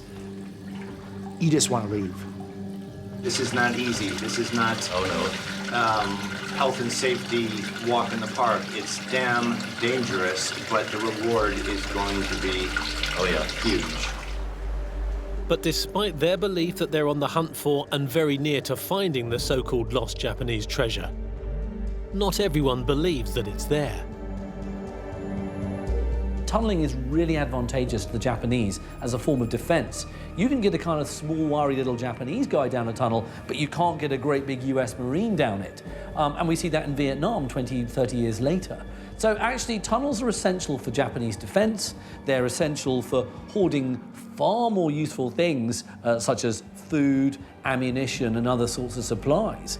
Actually, booty and plunder and bars of gold are pretty far down the list. And actually, you're probably not going to store them in a place your enemy's going to try and attack. You're going to probably want to store them in the safest place possible, and that's back home. Now, for me, as somebody who understands the logistics of military operations, this doesn't hold a lot of water. The reason is, imagine all the logistics the Japanese needed to get those goods up the mountain. You would have needed a similar, if not greater, logistical trail or chain to do the same thing, getting it down the mountain and out into the system. Now, soldiers talk, and the rumor mill among soldiers runs rampant. And the fact that there have not been any real credible reports from soldiers or Filipinos who said, I actually carried some of this plunder, this treasure, down from the cave or from the mountain, tells me that it seems unlikely they would have been able to pull off an operation like that with such secrecy that there's absolutely no evidence of it.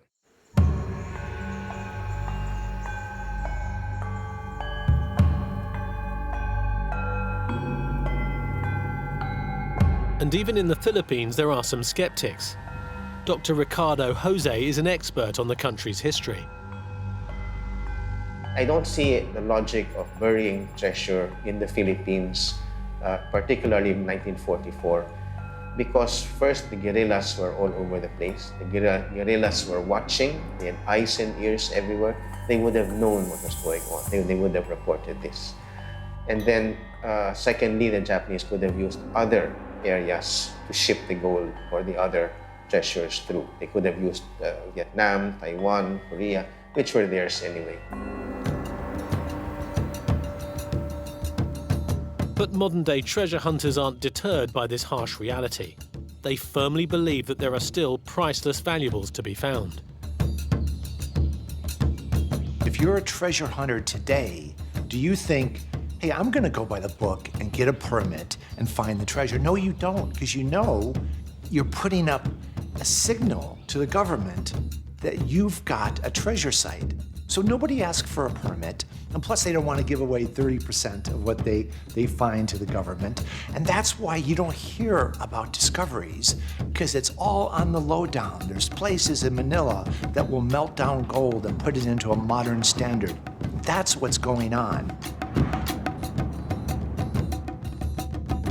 The thing about the Philippines is it's long been treasure central. You know, way before Yamashita, you had rumors of American bullion being located in the region, but even more attractive, the Spanish ruled the Philippines for 400 years. Think of all those galleons loaded with silver and gold coming from the New World that were shipwrecked, and some of these shipwrecks undoubtedly exist. So the Philippines has always been a magnet for those looking for treasure.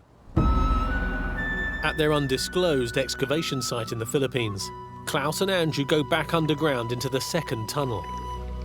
While Klaus has dug 4 tunnels at this site, due to excessive rainfall, only 2 of them remain stable enough to enter.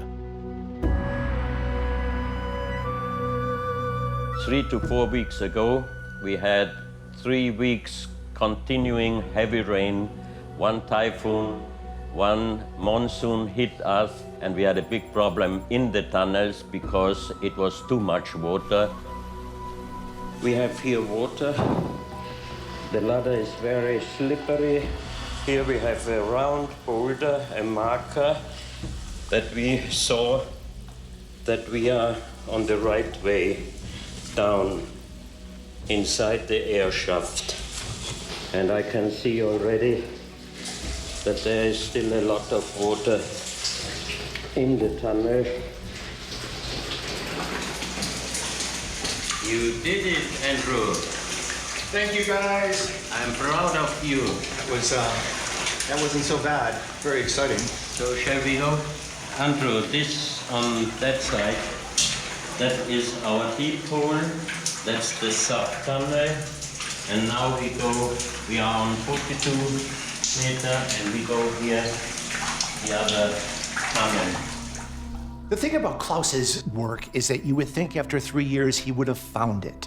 But the fact is, the reality is, these chambers are incredibly deep, and that's why nobody has found them. They're from a historical record of people around the time when the first chambers were excavated, indicate that they're about 220 to 230 feet deep. Now, Klaus is just about there. He's probably within 10 or 15 feet of that level. It's absolutely humbling to be down here and to realize the effort that goes into these inhospitable conditions. I mean, I know there's usually not water in here, but Klaus, this is extreme. It was a horrible hard time sometimes, because sometimes you cannot sleep in the night, you wake up sweating, you think, are you on the right way? Is all the time and the money you had to spend for nothing, do you really find something? But thanks to that gift, without that, we would never have been able to find those perfect markers, the ceramic wall and all this, which gives me the knowledge that now we are really close. But on the other hand, the closer you get, the more unexpected trouble are showing up. It looks like somebody would test you. Is he really able to get it? Is he the right one to get it? So let him get a lot of water, let him blow off the generator, burn out the pump, and then you have to count, can I buy a new pump?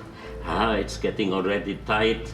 With more budget, we would be long already finished. So what are you going to progress next? We break the cement with the leaves, and the echo shows me that we are close, and then we should be in the first room. Amazing. So you're talking maybe a week or 2 weeks of work? 1, 2, 3 weeks. Right. I don't know how thick is the wall. Amazing work. Amazing work. On the way down, we always found special markers that gave us the security that we are really on the right way. For example, we found triangle stones. We found round stone with a hole inside, which means also correct destination. We found incense, big parts of incense in the hard material. Here we had also a white layer showing us that that's another way to a tunnel. So we are here on a crossing point of 1, 2, 3 treasure sites. When you find white cement, that means you are very, very close, and we got already on all 4 of our sites white layers. So that's made me sure that we are now really close. And also we found close to the white, we got some layers with gold dust, we got some layers with diamond dust. So that means we are definitely on the right way. I'm astonished at the commitment that an effort like this requires. I mean, just look at this. You couldn't possibly have more arduous conditions. But everything that he says is true. This is all man-made, it's artificial. And by all accounts, he's really close. We assume that the Japanese took some of that treasure out on hospital ships and that the Marcuses got their fingers all over it as well. We have to ask ourselves how much of it is left. Despite numerous theories about where the valuables might have gone over the decades, Klaus Donner is one of the many treasure hunters who believe it's still buried deep underground.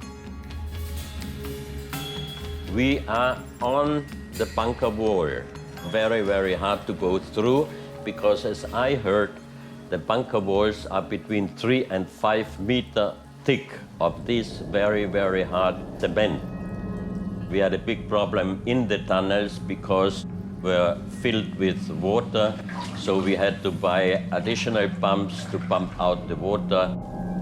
All the tunnels are in a good shape, no danger for the people, so we can finally continue, and I'm quite sure we are very, very close to a success. Klaus has expended huge effort in the Philippines and really tapped into that belief that there is treasure underneath the ground in that country, and he's found markers which he claims that the Japanese put there locating the tunnels. He's dug his own tunnels, he's used dowsing to try and find this treasure. But, you know, after years of effort and years of determination, and nobody can take that away from Klaus, unfortunately, he's found nothing. After years of supporting a long and deep dig, he is very low on funds. It's really difficult to get your head around how expensive this operation is. Klaus is a 70-year-old Austrian. He's retired. He's now having to employ over a dozen people. I've stayed with Klaus in his home. Every night, the workers come over, and Klaus's partner feeds them every single night. And when I ask the core members of his team, do you think you're about to discover a Japanese treasure hoard? They say, yes, of course. And I say, What are you gonna do when you get your share of all those millions?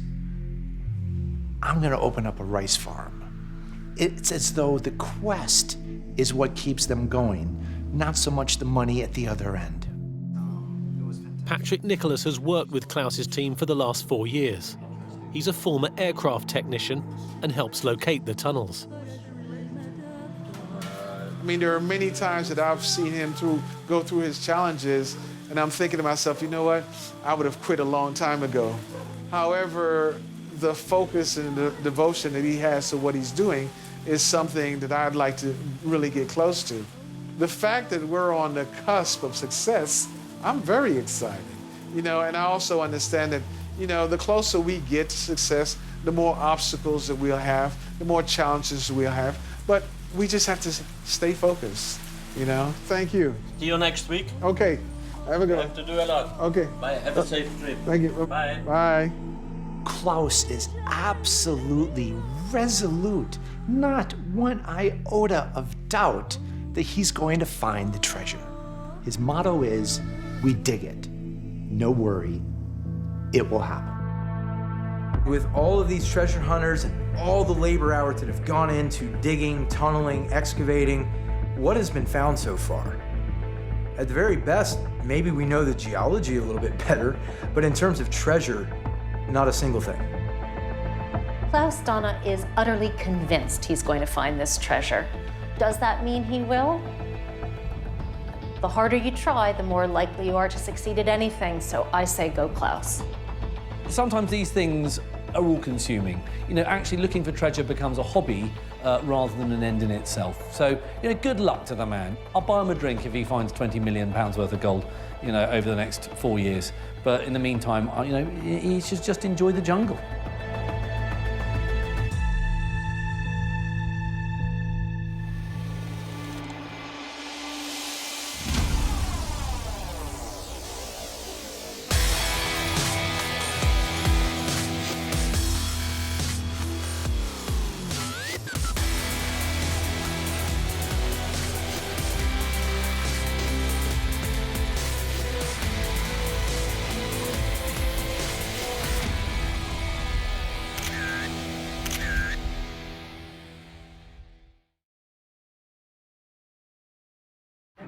At the end of World War II, Allied soldiers uncovered vast hordes of stolen goods across Europe. Under Hitler's command, the Nazis had systematically plundered museums and private collections for priceless treasures and works of art. The scale at which the Nazis looted and stockpiled the greatest masterworks of European art, it's truly staggering. There's works by Picasso, works by Klimt, works by Caravaggio. There's many works of art that have simply disappeared. While ravaging Europe of its cultural heritage, rumor has it that Hitler was also on the quest for an even bigger prize: holy relics. Especially the Holy Grail and the power that having these objects would bring. So on the one level, these objects are historical artifacts of artistic and cultural merit, but one can't get away from the fact that the occultism of Nazism also imbued them with special powers. He believed that there was a coded treasure map built into the painting that would have led to some of the most venerated Christian relics. Hitler was organizing a different type of power. He was organizing the power of religious persuasion.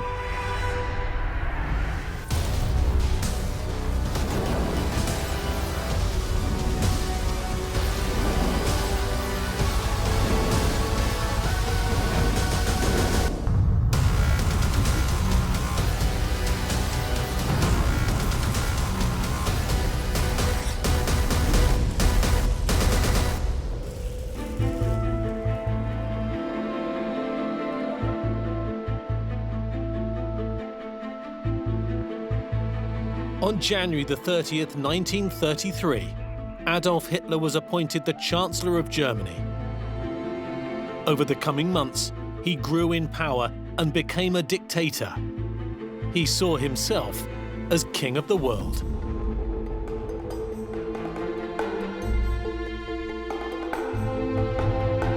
What Nazism was trying to achieve was basically creating a political religion. And that's an incredibly powerful thing. No one has really created a political religion before this point in quite the same way.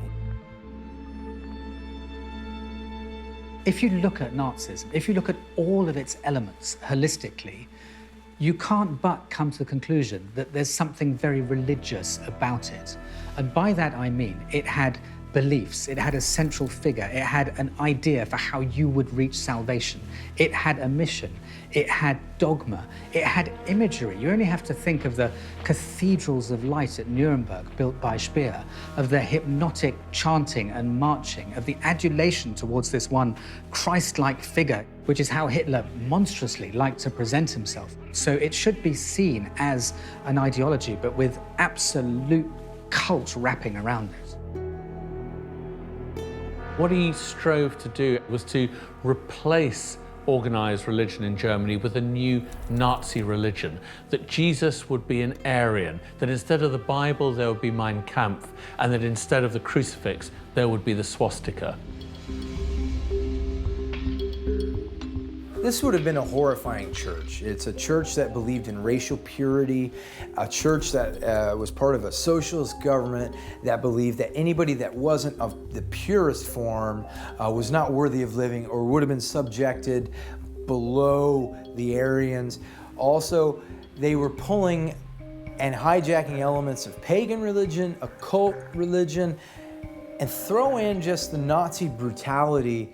Imagine going to that church.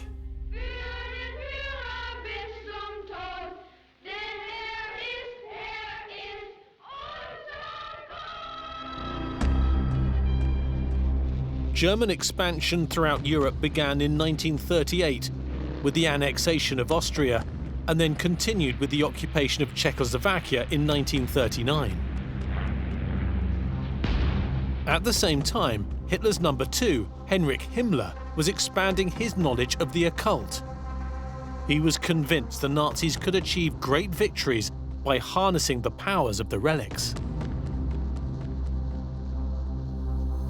Several of the other Nazis in the hierarchy did lean towards the occult, but mainly, of course, it was Heinrich Himmler, head of the SS, who had this glorified idea of how the chivalric ideal of the medieval times could somehow be channeled through him and his henchmen, but he was completely bonkers.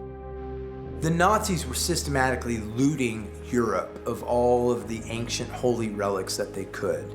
But if you think about it from his perspective, churches in Europe at this time period had a lot of power and persuasion over the local population.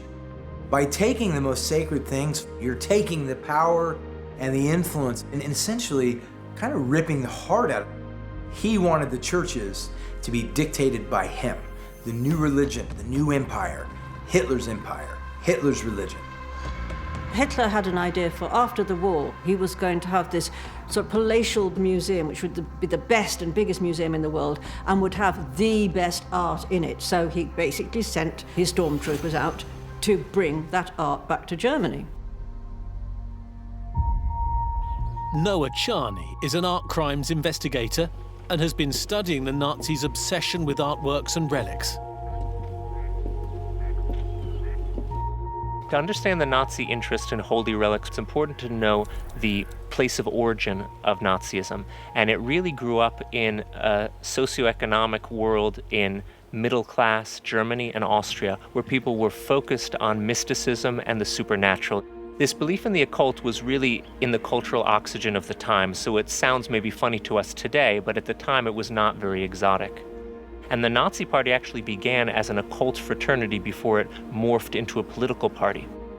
Hitler and Himmler had this concept of creating a sort of new religion. And one of the things that fascinated them was the legend of Parzival, which was a medieval Christian poem that had been popularized in the late 19th century, and also through Wagner's interpretation of the Grail myth. The arma Christi, or weapons of Christ, were the implements that were used in Christ's Passion. They consist of the crown of thorns, the holy nails, the Veronica veil, and pieces of the true cross. These objects were venerated by Catholics but also thought by some to have supernatural powers. And certain key Nazis, Himmler and Hitler above all, really believed that they did. But chief among the objects the Nazis wanted to find was the Holy Grail. The Holy Grail is incredibly significant for all sorts of reasons for different people. For devout Christians, it's the cup that caught the blood of Christ as he hung on the cross just after the spear of destiny pierced his side. It is for other Christians the vessel that he drank out of at the Last Supper.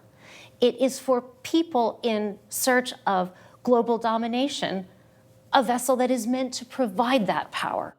If anybody wanted the Holy Grail, it was Adolf Hitler.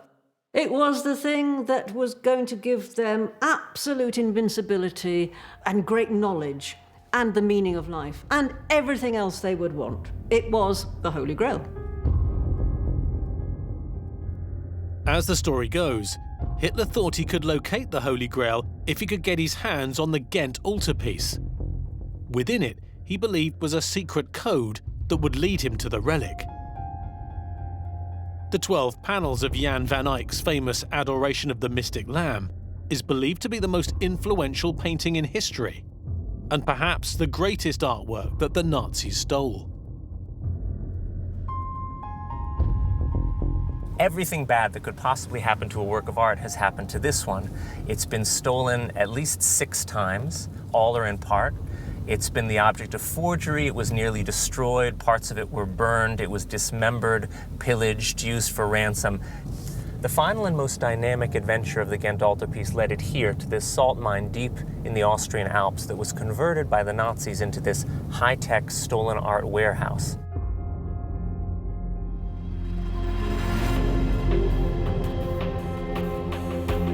The Altersee salt mines in Austria were one of the many underground storage facilities used by the Nazis. It's believed that in this location alone, over 7,000 pieces of art were hidden. Noah meets with Harold Pernkopf, a local expert, to get a better understanding of how the Nazis used this underground treasure vault. So now we're going to walk about 700 meters inside the mine. That's where the art was hidden. Tell me a little bit about why this was such an ideal atmosphere to store art. Yeah, in here we have 70% of humidity, 7 degrees of Celsius, and the air is very salty, so this make perfect conditions, except for iron. So iron gets rusty in here, but all kind of paintings or even paper, we think 70 or 75% of humidity would be too wet, but the salt serves perfectly. And I imagine there were no concerns about bombs because we're very well secured inside this mountain. Yes, we are 700 meters inside the mine and we have 200 meters of solid rock above us. People watching this program will think, well, what a ridiculous place to put valuable works of art in a salt mine, dripping with water, damp, awful conditions, but basically you go into the salt mine where these works of art were stored and you've got perfect conditions. It's perfectly dry. The conditions are for some reason better than basements or anywhere else. And when you actually look at the wood, it's as if I'd sort of knocked the nails in last week and created these frames. It was perfect, and that's why they stored all their works of art there.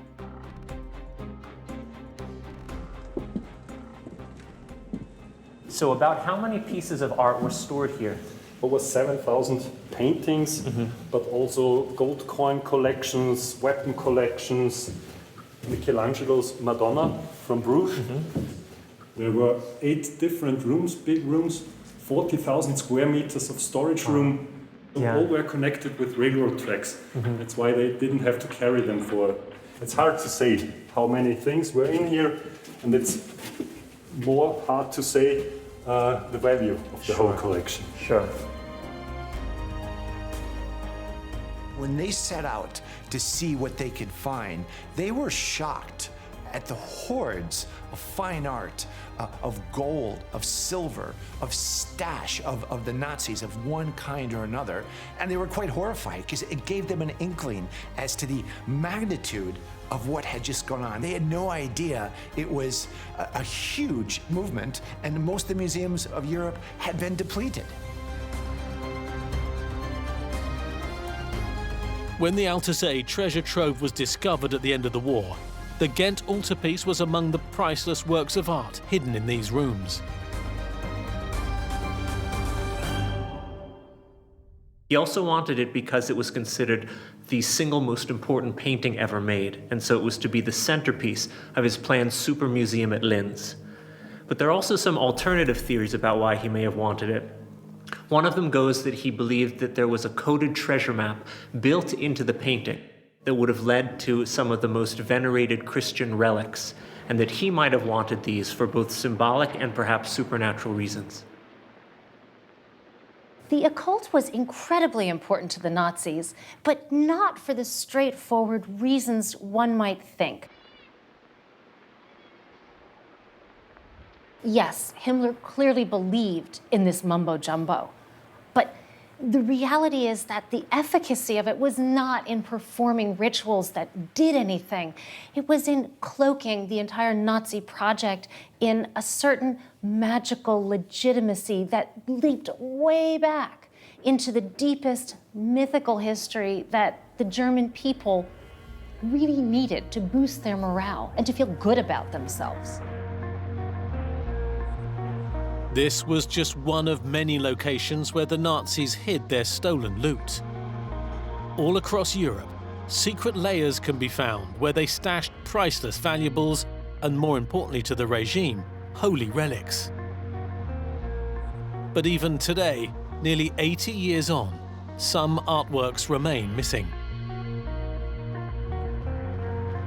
The reality is there are thousands upon thousands of masterworks still lost. Not clear whether the Nazis hid them so carefully we've yet to find them, or whether they destroyed them if they perhaps were particularly repugnant in terms of their religious iconography. Poland was invaded by the Nazis in 1939, and it became an important part of the Reich's strategy for taking over Europe. Like France and Italy, its artwork and holy relics were ruthlessly stolen by the Nazis.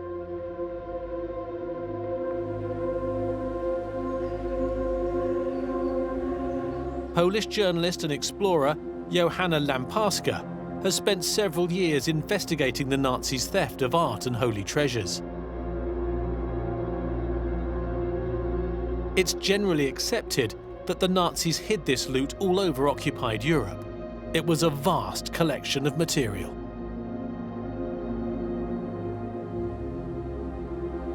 They moved all very valuable items to Germany first, to Berlin, to museums, to private collection of Himmler, Hitler, and so on.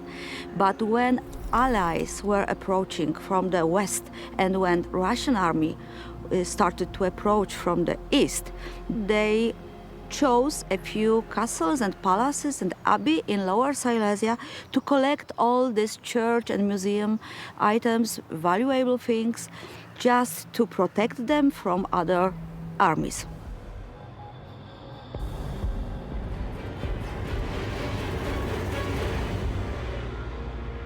One of the locations that was used to store their plunder was Lubia Abbey in southwest Poland.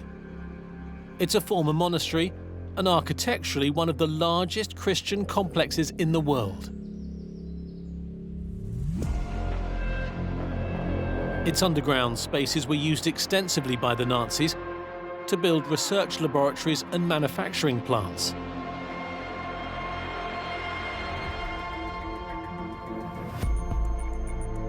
Johanna has come to Lubiaz to search its subterranean tunnels and chambers with a team of experienced local treasure hunters. Can they find evidence of the priceless holy relics and other valuables allegedly hidden at the site? They had to find hidden places, and in the end of war, they brought it here. Explorers and treasure hunters believe that something still may be hidden in this abbey.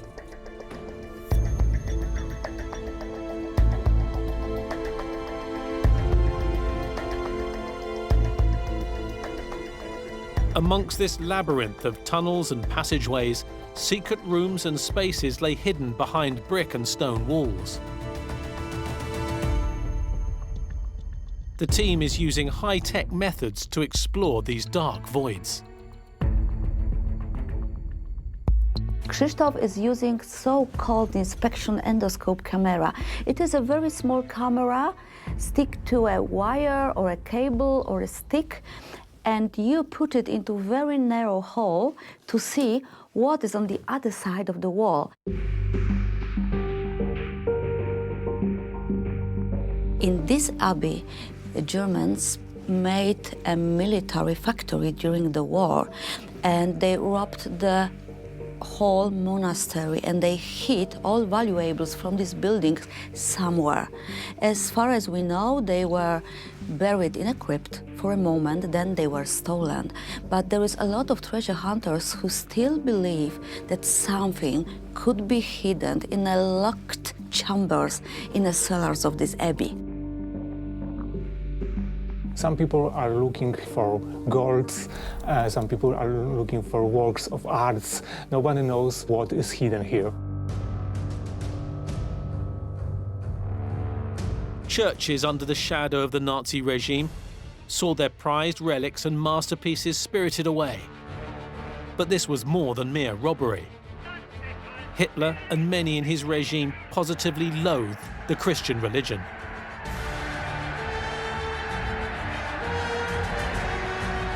The reason why Hitler had such a loathing for Catholicism was that fundamentally the idea behind Catholicism and Christianity is that everybody is equal in God's eyes, that everybody shares God's love. To Nazis, that's absolutely anathema. For them, there are complete hierarchies of the order of people, so they had to exterminate those values that they didn't believe in.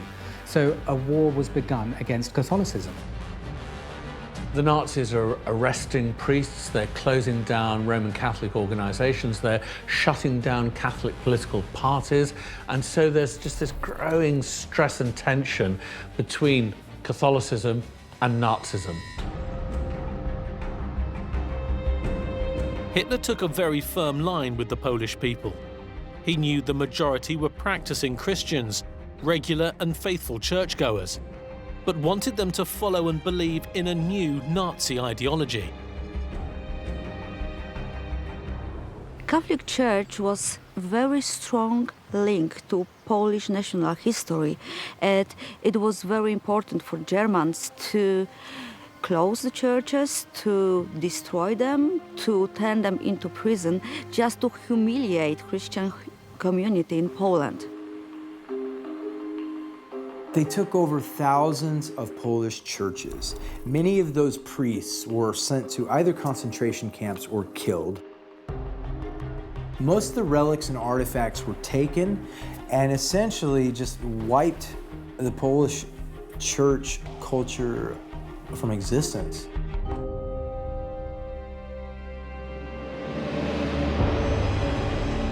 One of the most bizarre examples of Nazi cultural vandalism can be found here in St. Michael's Church, located in the town of Olesno in present-day Poland.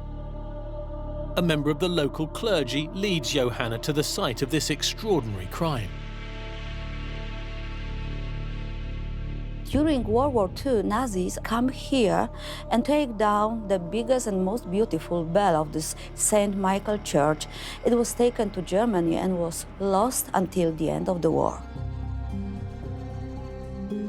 Because the Nazis never wasted anything. They took the metal and they melted it down and they used it for munitions. So they'd taken these bells from buildings of peace and turned them into weapons. So terrified were priests at the prospect of their holy relics, the chalices and the monstrances and the bells being stolen by the Nazis, that they even put them into coffins and staged fake funerals in order to hide these items from prying Nazi eyes. Fortunately for the parishioners of Olesno, the mystery of their church bells had a happy conclusion. For 60 years, Christian community on Lesno was wondering where their bell could be. They heard something about Bell Cemetery in Hamburg. They heard that somebody recovered their bells in other cities. So they decided to look for information. And when they were informed that there is a church in Germany with a bell from Lesno, they decided to act and they recover this piece of art. But not all religious objects stolen from churches were put to such practical uses. For the Nazis, some holy relics served much more occult purposes. The Nazis' grand plan was to capture and then display some of the greatest holy relics in the world. In the end, they only captured one piece, the Holy Lance, which was claimed to be the actual spear that pierced Christ's side while he was on the crucifix. The Spear of Destiny, or Lance of Longinus, was something that Hitler felt had deep symbolic significance for him. When he first saw it in the museum in Vienna, he said he felt as if he'd formerly held it, that it was his talisman of power, and it gave the destiny of the world to him in his hands. Despite the Nazis having taken it to Nuremberg, today this legendary object is kept with the other priceless artifacts in the treasury of the Hofburg Palace in Vienna. Dr. Franz Kirschweger is the collection's curator. In the glass case that we have upstairs in the treasury, we see the Holy Lance together with the big piece, which was supposed to come from the Holy Cross of Jesus Christ. And it's together with this immense, huge jeweled cross, actually, which was made to house these two most precious relics. It's definitely very important to know that the Holy Lance is part of a big group of objects, of insignia and relics that were brought together over many centuries. This extraordinary assortment of objects is part of the imperial regalia, the ceremonial crown jewels of the Holy Roman emperors. Dating back to medieval times, the most important parts were the imperial crown, imperial sword, and the Christ-linked Spear of Destiny. This spear that supposedly pierced the side of Christ and thus was empowered with his power then went on to develop even greater legend as it passed from the hand of one powerful man to the other, under the belief that if they wielded this spear, they were omnipotent and they could bend the world to their will. For Hitler, having the imperial regalia of the Holy Roman Empire was his aspiration to create a 1,000-year Reich. I mean, the Holy Roman Empire had lasted 1,000 years, so he wanted his Reich to last the same amount of time. And in the same way that Holy Roman emperors had sacred relics which gave them authority before the people, Hitler viewed these sacred relics, such as the Spear of Destiny, in the same light. Hitler got his hands on a Spear of Destiny. Now, the fact is that several different objects have been presented as the Spear of Destiny, which again goes to show you that the importance of this object isn't really in the thing itself, it's in what it stood for. As far as the lance is concerned, the spear is concerned, we definitely know that the way it looks like is from a different age than from Christ, Jesus Christ. It comes from the Carolingian time, that means late 8th century, and it's probably linked to the person and the history of Charlemagne. The whole story of the Spear of Longinus and the way it's treated by these sort of junk historians, it's like the Ark of the Covenant in episode 1 of Indiana Jones. It's going to give them the Nazis infinite power. It's just total nonsense. It's just another relic that's meant to be associated with Christ, and you know and I know that that's just simply not true. We are still in a process among scholars to find out whether there is a chance that small parts maybe of a former Holy Lance or of a former Holy Nail was integrated, was forced into the lance. So there are options that we can say for sure, no, that's definitely not true, or we can say it's definitely true. So there is still a way of, even for the ones who want to believe, to do so.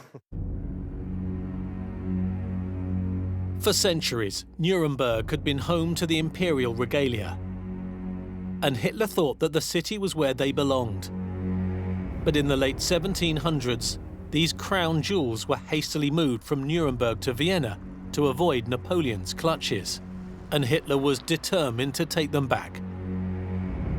In 1938, the lance, as well as the rest of the imperial regalia, was brought back to its former home of Nuremberg.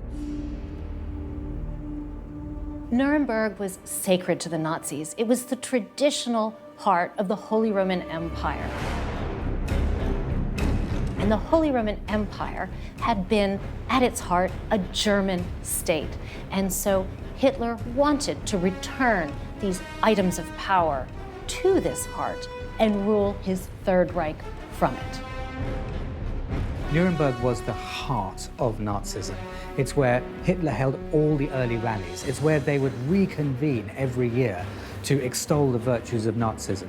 But it was also a deeply symbolic place. It was one of the great medieval cities of southern Germany.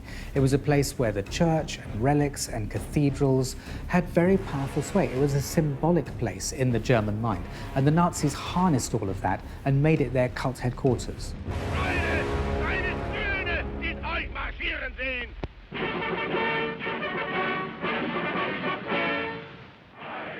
Today, Nuremberg has moved on from its troubled past. But the crumbling and decaying remains of the Nazi Party rally grounds still evoke memories of the barbaric regime that constructed them. A regime for whom awe and spectacle was key to its survival. It's an amazing feeling to be here for the very first time at the Nazi rally grounds in Nuremberg. If you can imagine tens of thousands of people gathered here during 6 enormous rallies between 1933 and 1938. This is the Zeppelin field, and over here on this grandstand is where Hitler would have given his most famous speeches. But as Hitler stood on the podium at Nuremberg, promising an empire to last 1,000 years, he also looked to the past to help secure it. There are a couple of ideas about why Hitler wanted to possess the crown jewels so badly, particularly the Spear of Destiny. The more accepted theory is its symbolic value, that it would symbolically link him to all of the past Germanic kings, the Holy Roman emperors, and he saw himself as the latter-day version of them, a new incarnation for the Third Reich. But then there are the more exotic theories that may posit, and it's entirely plausible that Hitler would have believed this, that some of these holy relics, particularly the Spear of Destiny, might have granted the owner some sort of superhuman powers. In fact, the legend goes that the Spear of Destiny, if it's carried in battle, whoever carries it can't lose. And we know that Hitler and Himmler were researching things that would support the war effort for supernatural means as well. So it's entirely plausible to believe that Hitler thought, hedging his bets, that possession of the Spear of Destiny might have helped from a military standpoint as well.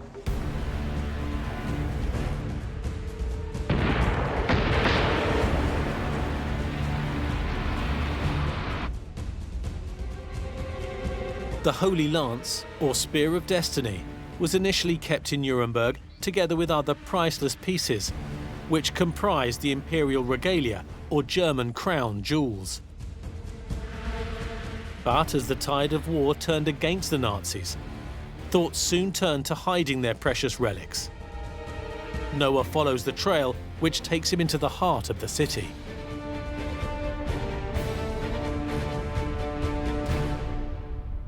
When the Second World War was brought to Germany and the Allies started bombing, there was a serious concern that some of the art treasures of Nuremberg, including the crown jewels, would be destroyed in an Allied air raid. In order to prevent this, it was ordered that the crown jewels should be stored in a secret bunker, a vault underneath Nuremberg Castle where I'm standing now. That vault is where the crown jewels remained throughout the war until they disappeared from this locked vault. Today, this tunnel system is known as the Kunst Bunker. Noah meets guide Andreas Clements, who can tell him more about the intriguing site where the imperial regalia and the Holy Lance were safely hidden from the Allies. The bunker originally was a beer cellar. The beer cellars are now 640 years old. There are 4 football fields of them, and in some spots they're up to 4 floors deep. This place was bomb-proof. The spot where we're standing right now has approximately 24 meters of solid sandstone rock on top, so that was safe from bombs. Next thing they did, they put in a ventilation system. So fire was no problem here, bombs were no problem here. The place was dry, the place was well ventilated. So at least during wartime, this was perfect to store artwork. Even as the Allies overran Germany, the treasure stored in the Kunst Bunker should have remained hidden. But a US Army intelligence officer named Walter Horn had a lucky break. Yet Horn wasn't an average intelligence officer. He had an extensive education in art history.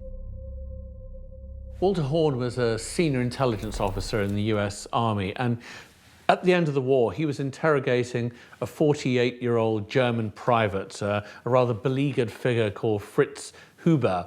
And he was asking him about biological, chemical weapons that the Americans were worried that Hitler may have concealed in certain ways that could be used at the end of the war. They weren't getting anywhere in the interrogation. And then Huber just asked him whether he was interested in old art. And not realizing maybe that Horn was a professor of history, a medievalist at Harvard. And he then started to describe artifacts, which Horn suddenly realized was the imperial regalia, including the Spear of Destiny. And it was buried underneath Nuremberg Castle in an air-conditioned bunker. The American forces captured Nuremberg in April 1945. And Horn sent a report detailing where they could find the Nazi secret bunker. But before the US soldiers could enter the Aladdin's cave of treasures, the imperial regalia were removed by 3 clever Nazi soldiers who were one step ahead. Towards the end of the war, it became clear that rather sooner than later Nuremberg would be conquered by the Americans. They were coming quite close. The 3 men in charge of the bunker wanted to save the regalia from the, as they put it, cultureless Americans. So they conspired to remove the most important pieces: crown, scepter, orb, and sword. By July 1945, Germany was defeated, and Horn had transferred from intelligence into the Monuments, Fine Arts and Archive program. This group, better known as the Monuments Men, was established by the US government to track down art and cultural items stolen by the Nazis. And they had been sent to the Nuremberg bunker to track down the imperial regalia detailed in Horn's report.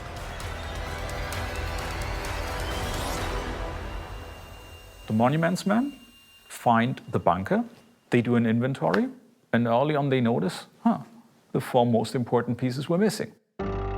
And they start looking for them, for those 3 guys. They find 2 of those guys, and they interrogate them for several hours. And at first they keep their mouths shut. And at one point, one of them gives up the location, shows the real regalia to the Americans, supposedly after they promised him the regalia would not be taken to the US, but would be given back to Vienna. So it's interesting that they chose 4 objects, but they didn't take the Holy Lance. No, it shows you what was considered important. They chose what they considered important, the symbols of power, not the relics.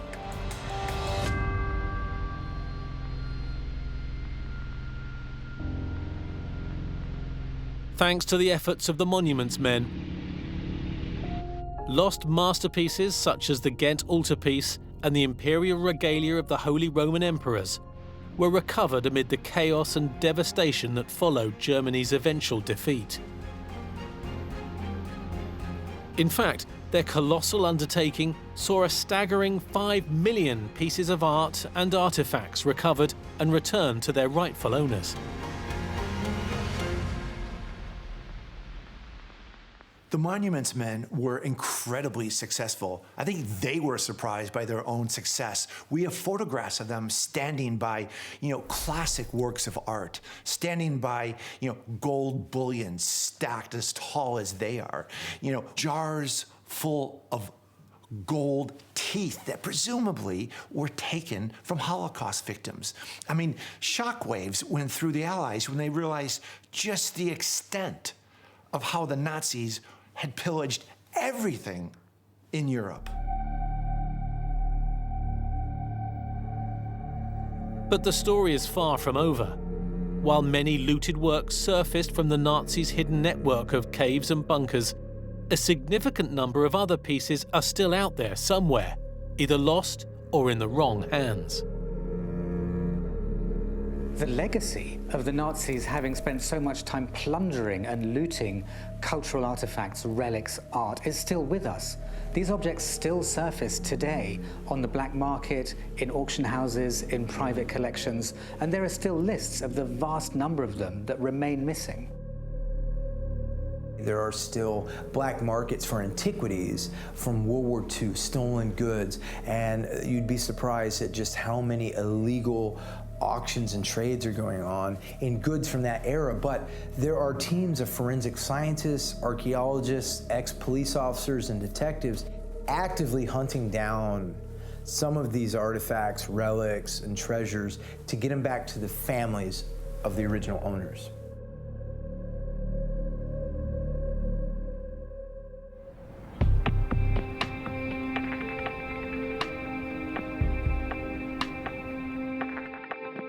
Almost 80 years after their theft, individuals and organizations around the world are still on a quest to recover these lost works.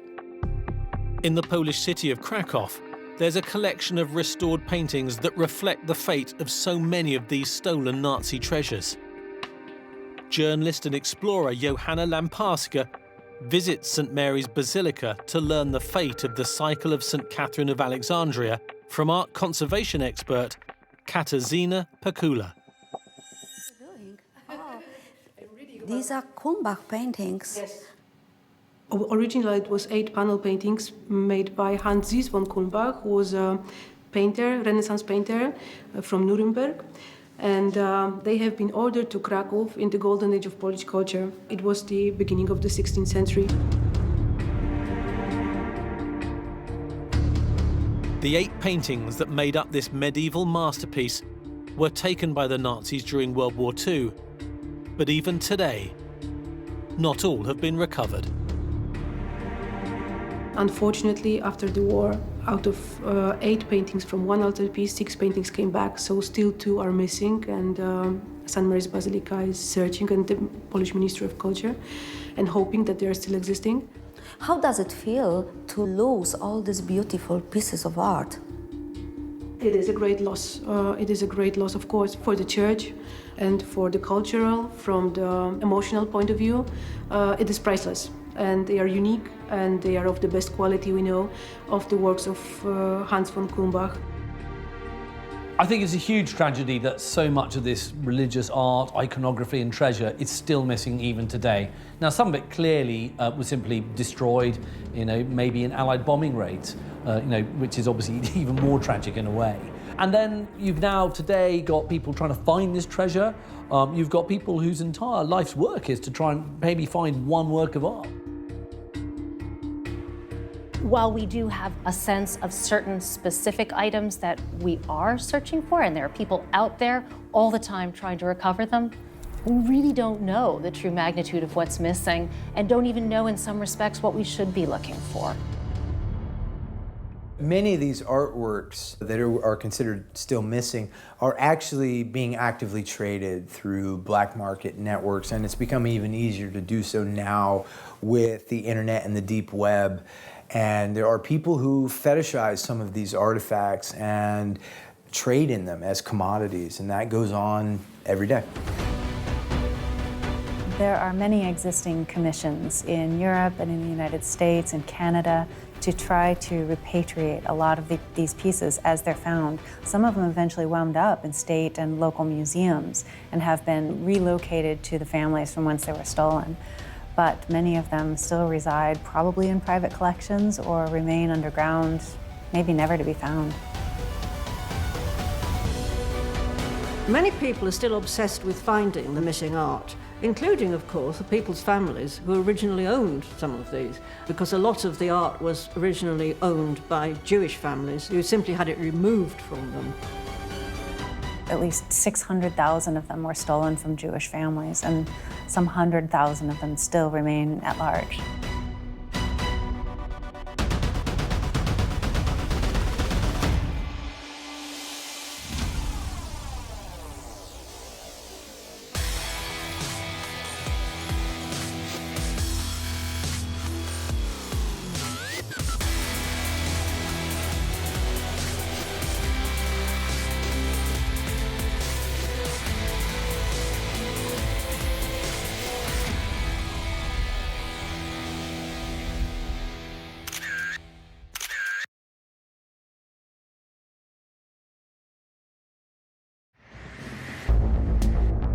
Over the past century, some of the world's greatest museums have collected a handful of mysterious crystal skulls.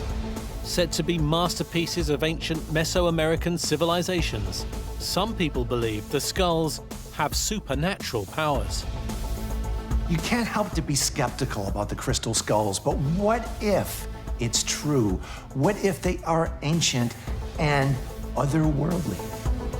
Many amazing legends have formed around the crystal skulls, and today believers claim to be able to harness their ancient powers. It works not only on your physical body, but it also works on your mental, your psychic, and your spiritual body. I went into an altered state. I was being lifted through the dimensions. But what is the truth? Are the crystal skulls just modern fakes? Or are they genuine ancient artifacts that possess extraordinary powers? It's just not credible, and I would say not scientifically possible. They're modern, post-Columbus. Whether we believe the legends of the crystal skulls or not, we're fascinated by the fact that it just might be true. These things could be ancient, they could be powerful, they could be evil. And what if they were? How amazing would that be?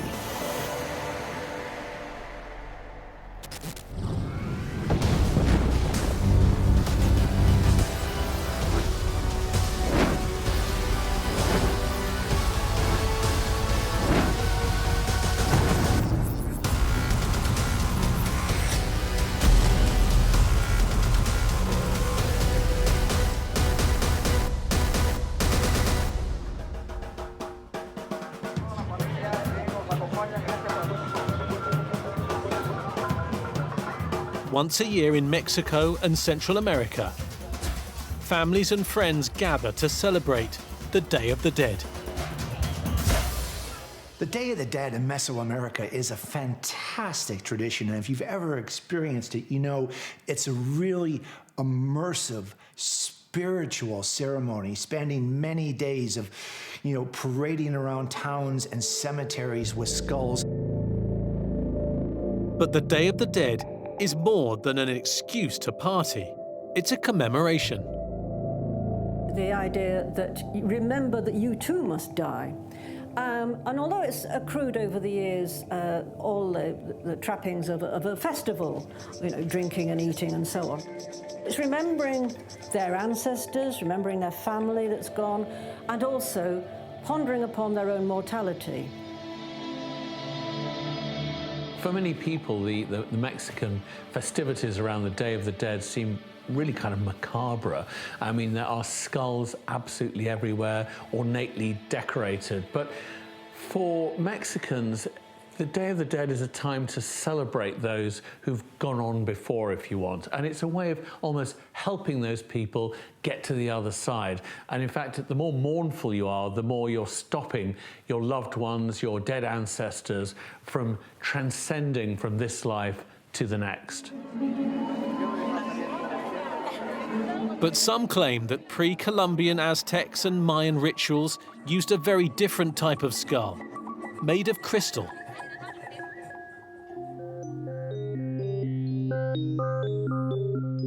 For over 120 years, a handful of extraordinary crystal skulls have been collected and exhibited by some of the world's leading museums, like the Smithsonian Institution and the British Museum.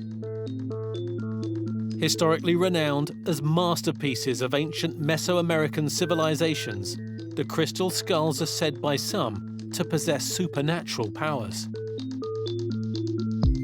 Many people have come to believe that crystal skulls are in themselves objects of power. They're like spiritual batteries for good or evil. They are pre-programmed computers. You just have to basically touch them to tune into their extraordinary ancient lost knowledge. Skeptics, however, dispute the crystal skull's seemingly magical properties and claim they are instead all too ordinary modern fakes. Is the whole crystal skull legend a big hoax? The challenge in dating the skulls is that the crystal itself can be very, very old. But when was it carved? There are two schools of thought on the crystal skulls. One is that they are incredibly ancient. Alternatively, there are more skeptical voices who say that the technology used is modern, and the evidence is there. They're barely 150 years old. Probably the most mysterious and remarkable of all crystal skulls is the so-called Mitchell-Hedges skull. Exquisitely carved, this privately owned, apparently ancient masterpiece is said to have been discovered in the 1920s in the lost Mayan city of Lubanton, in what was then British Honduras, now Belize. The Mitchell-Hedges crystal skull is perhaps the world's most famous crystal skull and continues to draw huge crowds wherever and whenever it's displayed. It really is just a remarkably beautiful artifact. The original discoverer of the skull in the 1920s was said to be the British adventurer and popular author F.A. Mitchell-Hedges, who later wrote about the skull and his explorations at Lubanton in his lurid and melodramatic 1950s autobiography, Danger, My Ally. In his memoirs, Mitchell-Hedges stipulates that the skull is over 3,000 years old and is the embodiment of evil. In fact, he calls it the skull of doom. Mitchell-Hedges also said in his memoirs that according to local legend in Lubanton, the skull of doom was used by the ancient Mayan high priests to perform dark and esoteric rituals. Mitchell-Hedges was a kind of stereotype of the pipe smoker who just would take a puff on his pipe and then tell some whopping tall tale. I think everything he did was kind of self-promotion, trying to give himself a kind of exotic and exciting life. Mitchell-Hedges is a really interesting character. He was absolutely a big personality, a very high profile adventure explorer, quite the Indiana Jones of his day. Fittingly, one of the Indiana Jones movies was focused on the mystery of the crystal skulls. The Indiana Jones movie about the crystal skulls certainly added to the oomph behind the whole crystal skull story. As told by the Mitchell-Hedges family, the drama surrounding the discovery of the crystal skull in the 1920s rivaled any Indiana Jones plotline. Ironically, today, the current owner of the Skull of Doom lives in Indiana. Bill Homan regularly does public tours with the skull, spreading its fame. He is the widower of Mitchell-Hedges' daughter, Anna, who died in 2007. Anna inherited the crystal skull after her father's death, and when Bill first met her in the 1980s, they bonded over their reverence for the skull and its legendary powers. Yeah, we would sit at a picnic table in the backyard with the skull, and we'd sit there and talk, and it'd be just the skull and Anna and myself. And as we were talking, and somebody took a picture of it. If you look at the skull, to me, it looks like a little baby sitting there right between us. Can you see that? Anna Mitchell-Hedges explained to Bill that at the age of 17, she had accompanied her father during his explorations in Belize. And she told Bill that it was she, not her father, who had originally discovered the skull in Lubanton's tallest pyramid.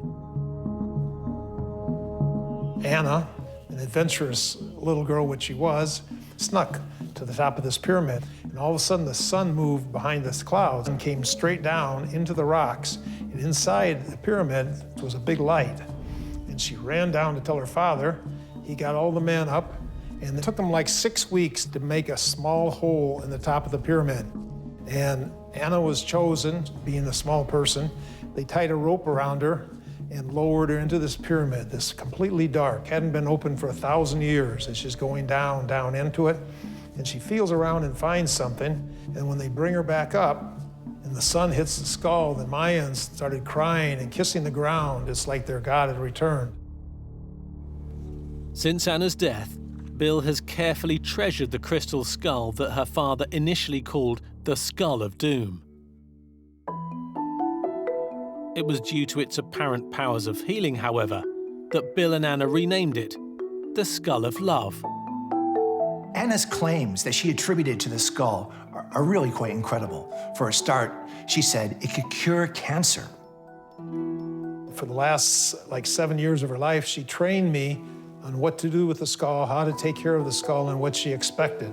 She didn't want it to go to a museum, because in a museum it'd be in a 1-inch thick glass, and she felt that the skull needed to be around people.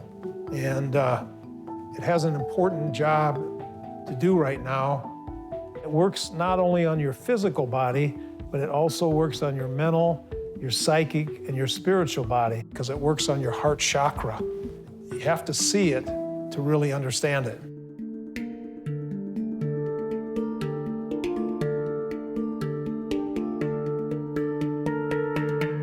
After the death of her father, Anna Mitchell-Hedges becomes a bit of a cult figure because she takes the Mitchell-Hedges crystal skull on tour around the world.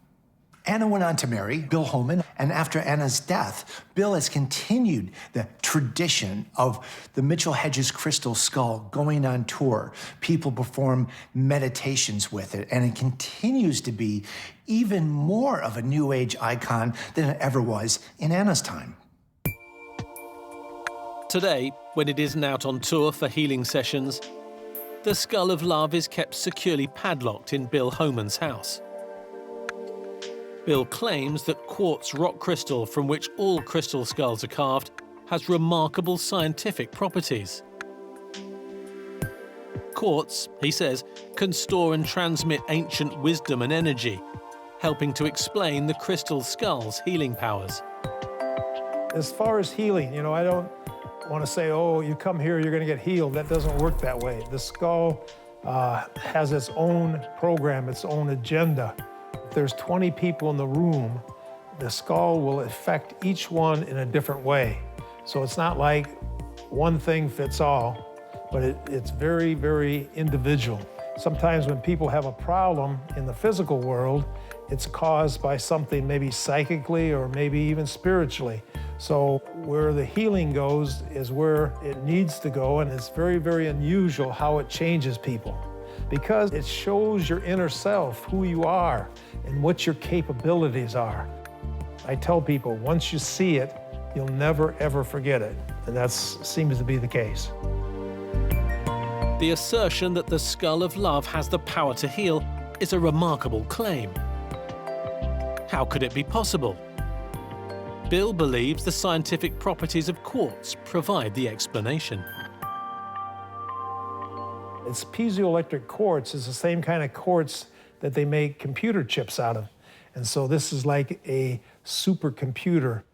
And if we had the knowledge to understand how it was programmed, I would think we would be able to use it for a lot of good things for mankind right now. Bill believes the ancient wisdom programmed into the Skull of Love over 1,000 years ago has been stored within the skull ever since, as a result of the crystal's piezoelectrical properties. There's no doubt that crystals appear to have qualities unique to them. They're special, but that doesn't mean that a crystal skull has magical powers. Material scientist and artist Ashwini Baratula is an expert on the crystal's genuine piezoelectrical characteristics.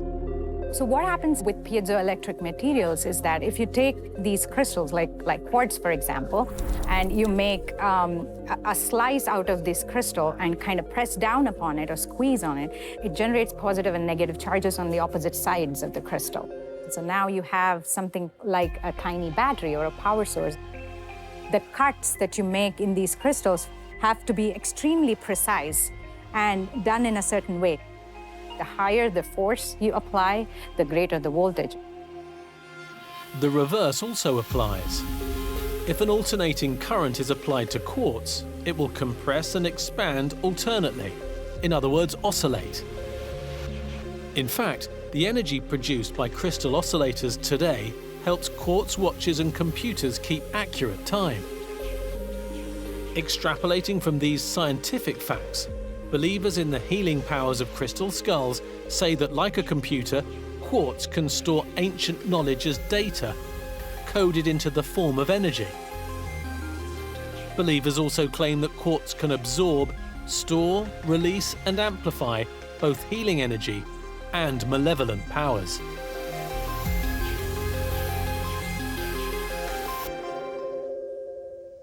Many people do believe that these crystals have healing properties and that different varieties of quartz will bring benefits to different parts of your body, if you will. Personally, I'm skeptical about these claims because of the basic disconnect that exists between the claims and the scientific basis for them. But believers in the power of crystal skulls emphasize that even if crystals' therapeutic properties can't be scientifically explained, they've been accepted for thousands of years. In many ancient cultures, people wore crystal amulets to ward off illness and negative energy, and the practice remains popular today. People believe that by owning a certain type of rock or crystal, that it would maybe cure a disease or would give them good fortune. And this has been revived in recent decades with kind of esoteric and new age beliefs, and it's now a vast industry. And if you're convinced that a small crystal can have a certain curative healing power, then imagine a skull, a quartz skull. I mean, just the power of that imagery allied to its physical properties goes a long way to explain why people ascribe a huge amount of significance to these objects.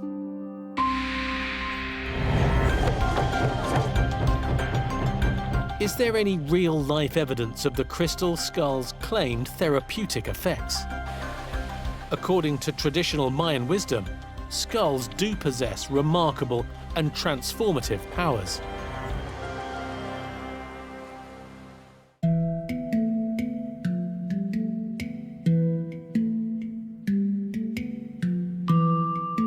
Even today, they are said to possess supernatural powers, both malevolent and healing, partly as a result of the claimed scientific properties of quartz.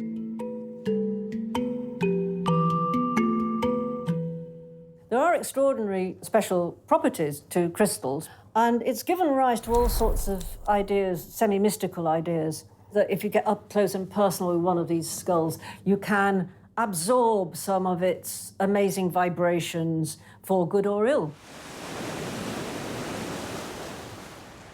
Although ancient crystal skulls are thought to possess the greatest powers, even their modern counterparts are believed to have a therapeutic effect. Today, popular spiritual healer Star Johnson Moser is leading a healing ceremony using crystal skulls on Mexico's Yucatan Peninsula. In the course of the ceremony, all of these crystals on the altar will be amplifying the healing energy, the Holy Spirit, the universal life force, whatever you want to call it. And if we can open ourselves enough, we can allow the entire energy of the universe to flow through us. But we have to get out of the way. Starr has chosen this location for the healing ceremony because 1,000 years ago, this region was a cultural stronghold of the ancient Maya, who are said to have originally harnessed the powers of crystal skulls. So Israel is going to offer this water into the ocean and call forth the ancestors in the Mayan language. If anybody feels like taking a crystal skull and putting it in the water, can do it. Just don't let it go. Although the therapeutic significance of crystal is disputed, local Mayan shaman Israel explains that crystal skulls help spiritually revitalize people because skulls, by their very nature, encourage people to focus on life. It's important to understand our life is short. The crystals, the dead, represent our harmony, our balance. Because we know we're going to die, we appreciate more the life. When the people use stones, the life changes. More clean, more free, and the stones make that. There's undoubtedly something about the image of the skull that's hugely powerful. I mean, we've all got a skull. It's sitting somewhere underneath my skin here. But the sight of a skull raises questions about death, whether or not there's an afterlife. There's something about looking into a skull that really moves and unnerves us. Whether or not the crystal skulls actually have any real influence on the participants in the ceremony, it seems clear that people do feel better afterwards. The ceremony was absolutely fabulous. It was really very moving, and I think little by little, if we spread this kind of energy, we will create a better planet. What kind of people do we want to be? There is an immense appeal to believing that crystal skulls have a magical quality. If imbued with power by people's belief, it's a kind of self-fulfilling prophecy. Perhaps the power of crystal skulls is just a placebo effect. The scientific principle which suggests that if you believe something can heal you, then it will.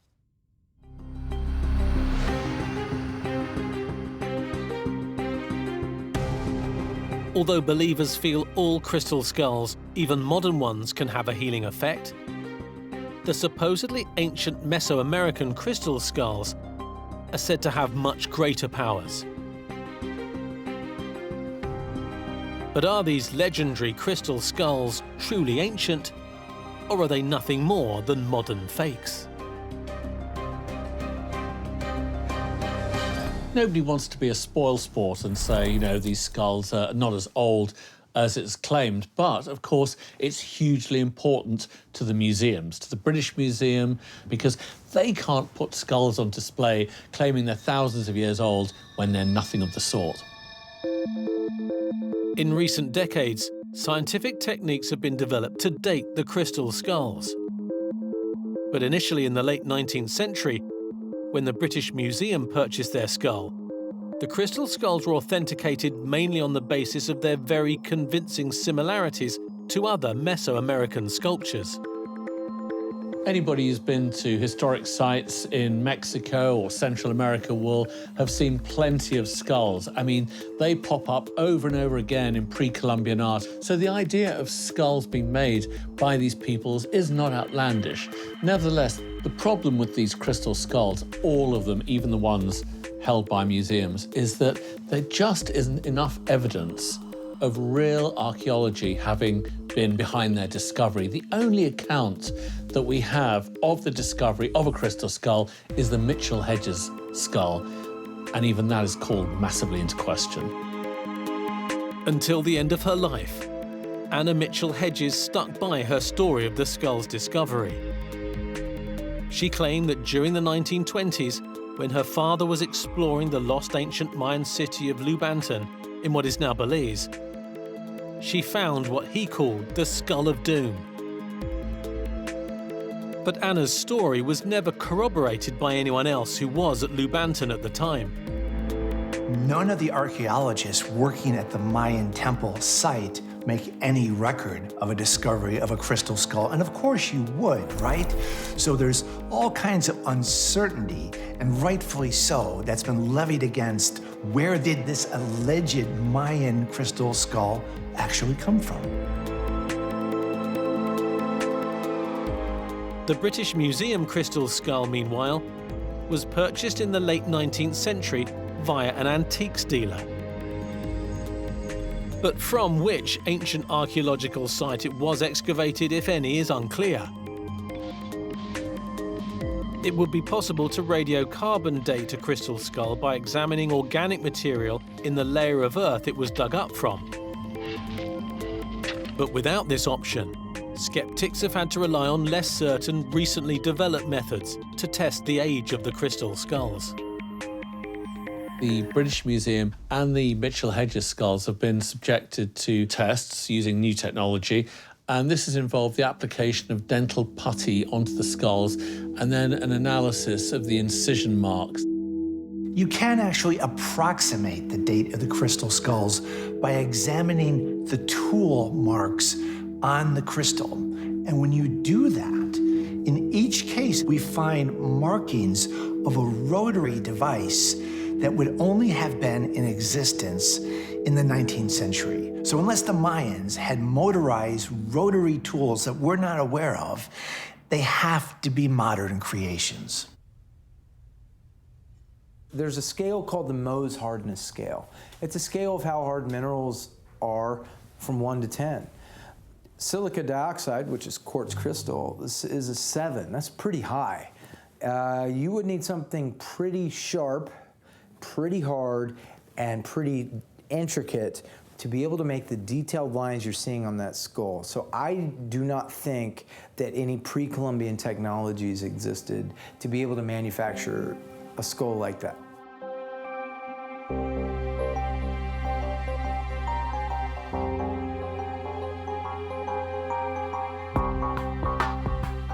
The scientific judgment that motorized tools were used to carve the crystal skulls, and they are therefore modern, is accepted by most observers. But not by the caretaker of the Mitchell Hedges skull, Bill Homan. They keep wanting to say that it was made with modern tools, but I did the same test using the same technique with this dental putty, and I took it off, and I worked with a scientist from one of the universities, and we did testing on it, and we found that it's perfectly clear and no marks at any kind. So the skull does not have any tool marks anywhere on the skull. Even if it's proved beyond a shadow of a doubt that motorized tools were used to carve the crystal skull, Bill believes this still doesn't confirm that it's modern. His response was very interesting. He said, that proves it's ancient because it was obviously given to the ancient peoples by advanced extraterrestrials whose own techniques were pretty much like ours today. The crystal skulls are of such incredible perfection, and they've been crafted in such an exact way that some claim that extraterrestrials could have been involved in the making of these skulls. Who made it, how it was made, I don't know. It's the most mysterious artifact. But I'm sure that there's some type of extraterrestrial group that communicates with the skull or through the skull. They say it has the knowledge of the universe programmed inside of it. The Mayas say that it's a communicator with the gods, is what they call it.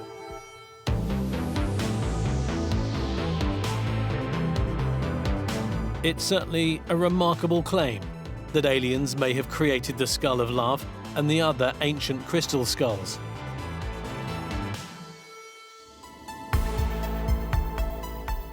solid piece of crystal was a really difficult thing to carve with the instruments and technology available at the time in the Mayans. So, of course, the belief is they must have had some help. Legends have been forming around the mysterious crystal skulls for over a century. From stories of their discovery to Mayan esoteric rituals. But could the ancients really have received otherworldly guidance in order to create them? Those who believe that alien intelligence shaped the crystal skulls point to what they claim is corroborating evidence found in a remarkable document known as the Dresden Codex.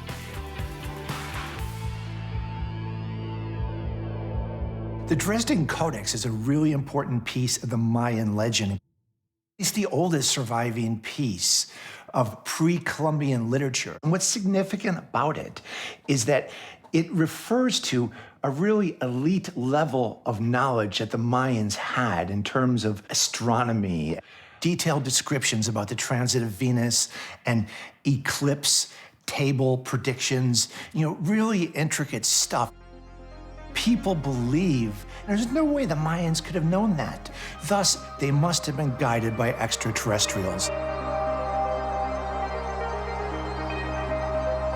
According to Bill Homan, Mayan legends suggest something more specific about the Mitchell-Hedges skull. The so-called Skull of Love may not only have connections with aliens, it may also have been created in the lost sunken kingdom of Atlantis.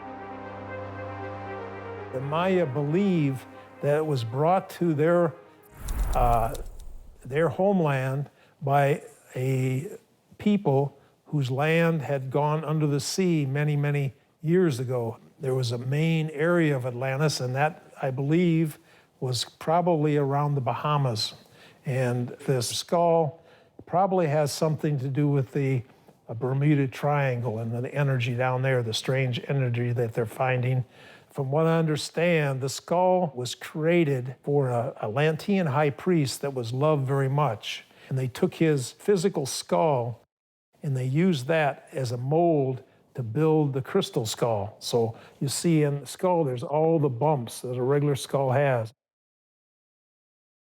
If you look in the eyes of the skull, it like takes you into a world, some other kind of world. So it's pretty amazing that way. Believers in the crystal skull's supernatural powers can find themselves apparently being transported by the skulls into mysterious altered states. One such occurrence was experienced by spiritual healer Star Johnson Moser when she was invited for a personal session with the Skull of Love in order to learn from the ancient wisdom supposedly programmed into it. When I was actually with the skull and was downloading frequencies from it, I went into an altered state, and I was lifted. I was being lifted through the dimensions. And I found myself in this incredible solar temple. And as I was speaking the language, flowers were coming out of my mouth. And people were there receiving the flowers and being blessed by the sacred language. So that was my experience with the Mitchell-Hedges skull. Every skull is different. And what I believe about the so-called ancient skulls, they have more experience because they're like holographic computers. They store information. They're like living libraries of the planet. There's some debate as to whether the Mitchell-Hedges skull is ancient or not. But definitely some higher level of consciousness went into that skull and transmitted that information, They're receivers. So it doesn't really matter to me if they're ancient or what. I've learned through this work to have a different concept of time because time is an illusion. It's all happening simultaneously. Skeptics believe that time and dates are important, however. Anna Mitchell-Hedges, for example, claimed that she'd found the relic her father called the Skull of Doom at the lost ancient Mayan city of Lubantan in the 1920s. But skeptical investigator Joe Nickel has discovered evidence which he believes indicates that this story cannot be true. The Mitchell Hedges skull has nothing to do with the Mayans. It's at the center of an incredible hoax. What is the supposedly conclusive evidence suggesting that the Mitchell Hedges skull is not what it's claimed to be? And if this and the other famous crystal skulls are really fakes created in the modern era, who made them? How? And why?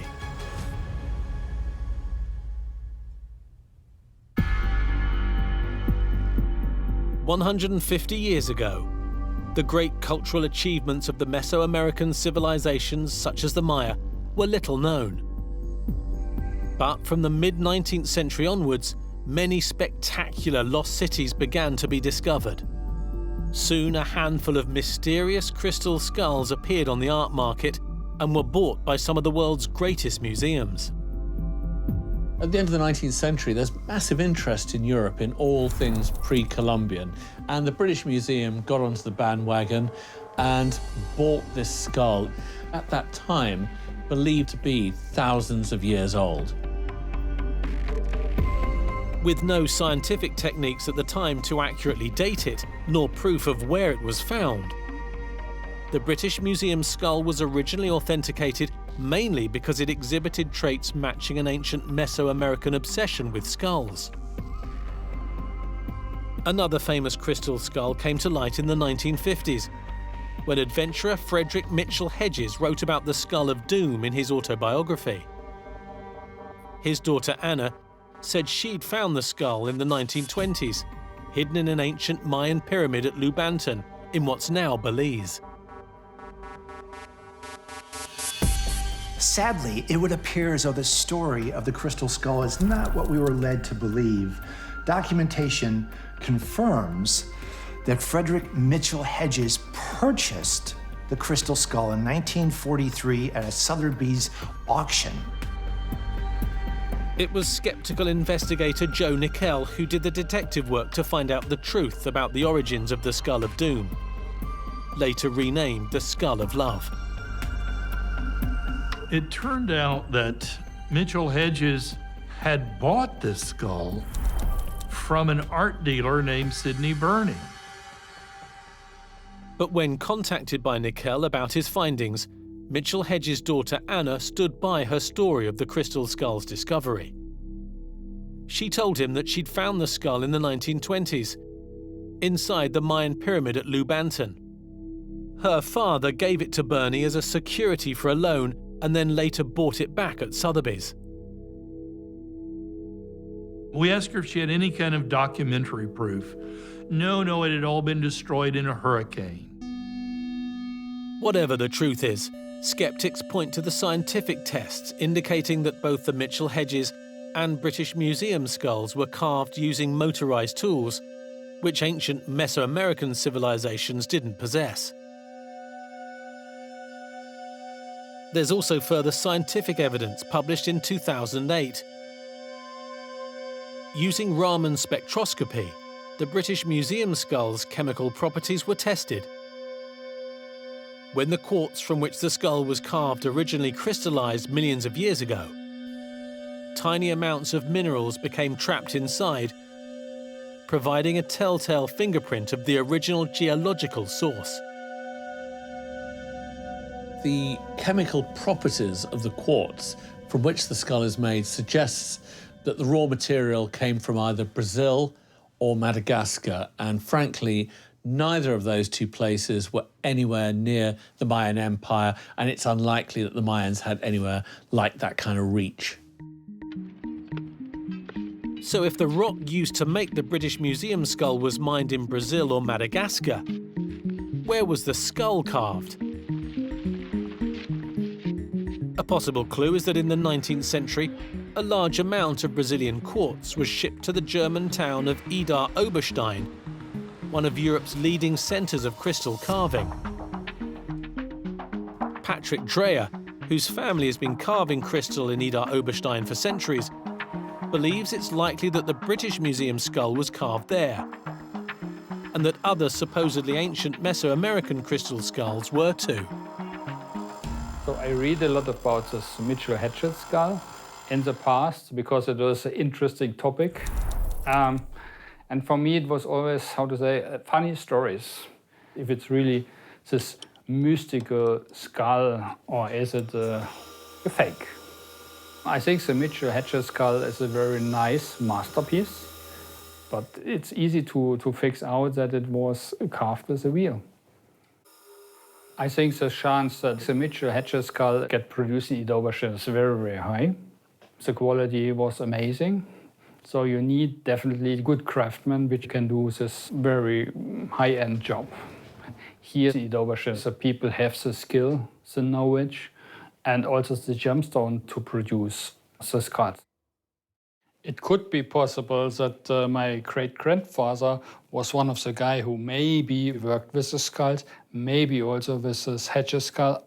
He lives in this time which the skulls get done, so this could be possible. Pretty much all of those appear to have been made in Germany. There was a kind of a little industry there where they would get, I believe, Brazilian quartz crystal and cut it, and of course using machine cutting and so forth, and then you polish it, and turning out these really eye-catching curios. The Mitchell Hedges skull is in some ways the most interesting of those to me because it has the jaw detached. If the crystal skulls were carved in Idar Oberstein in the 19th century, who paid for them to be made? The British Museum skull was originally bought from a colourful French antiquities dealer named Eugene Boban.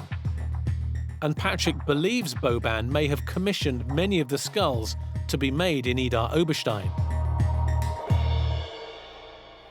I think this Paris dealer, he get an idea to produce these skulls to sell it together with this nice story about the Mayas. Our gemstone carvers learned in Paris around 1870, 1871, the technique of gemstone carving. So it was easy that this guy gives the orders here to produce the skulls in Idar Oberstein. Later, for sure, he sells the skulls as original found in Mexico to earn money. Eugene Boban sold some crystal skulls. He sold them for profit and ends up having helped create an enduring mystery. The British Museum now accepts that their crystal skull isn't genuinely ancient and may well have been carved for Eugene Boban in Idar Oberstein in the 19th century. But believers in the crystal skull's extraordinary otherworldly powers remain unconvinced by skeptics' doubts. You know, everybody has their own truth. And I don't believe that the truth is absolute. I believe that we each have our own truth. The fact is that it works on people's hearts and opens them up and gives them a feeling of hope. I think it's really a good thing, and that's why I work and bring it around so people can experience this. Whether we believe the legends of the crystal skulls or not, we're fascinated by the fact that it just might be true. However, now we understand that the truth may not be as romantic or as adventurous as we were led to believe. Even though scientific evidence suggests the crystal skulls are modern fakes, believers remain convinced that the skulls have ancient supernatural powers. It seems inevitable that people will continue to believe what they want to believe. Some people really do feel affected by their reputed powers. So whatever the truth is, the legendary crystal skulls will surely long be treasured.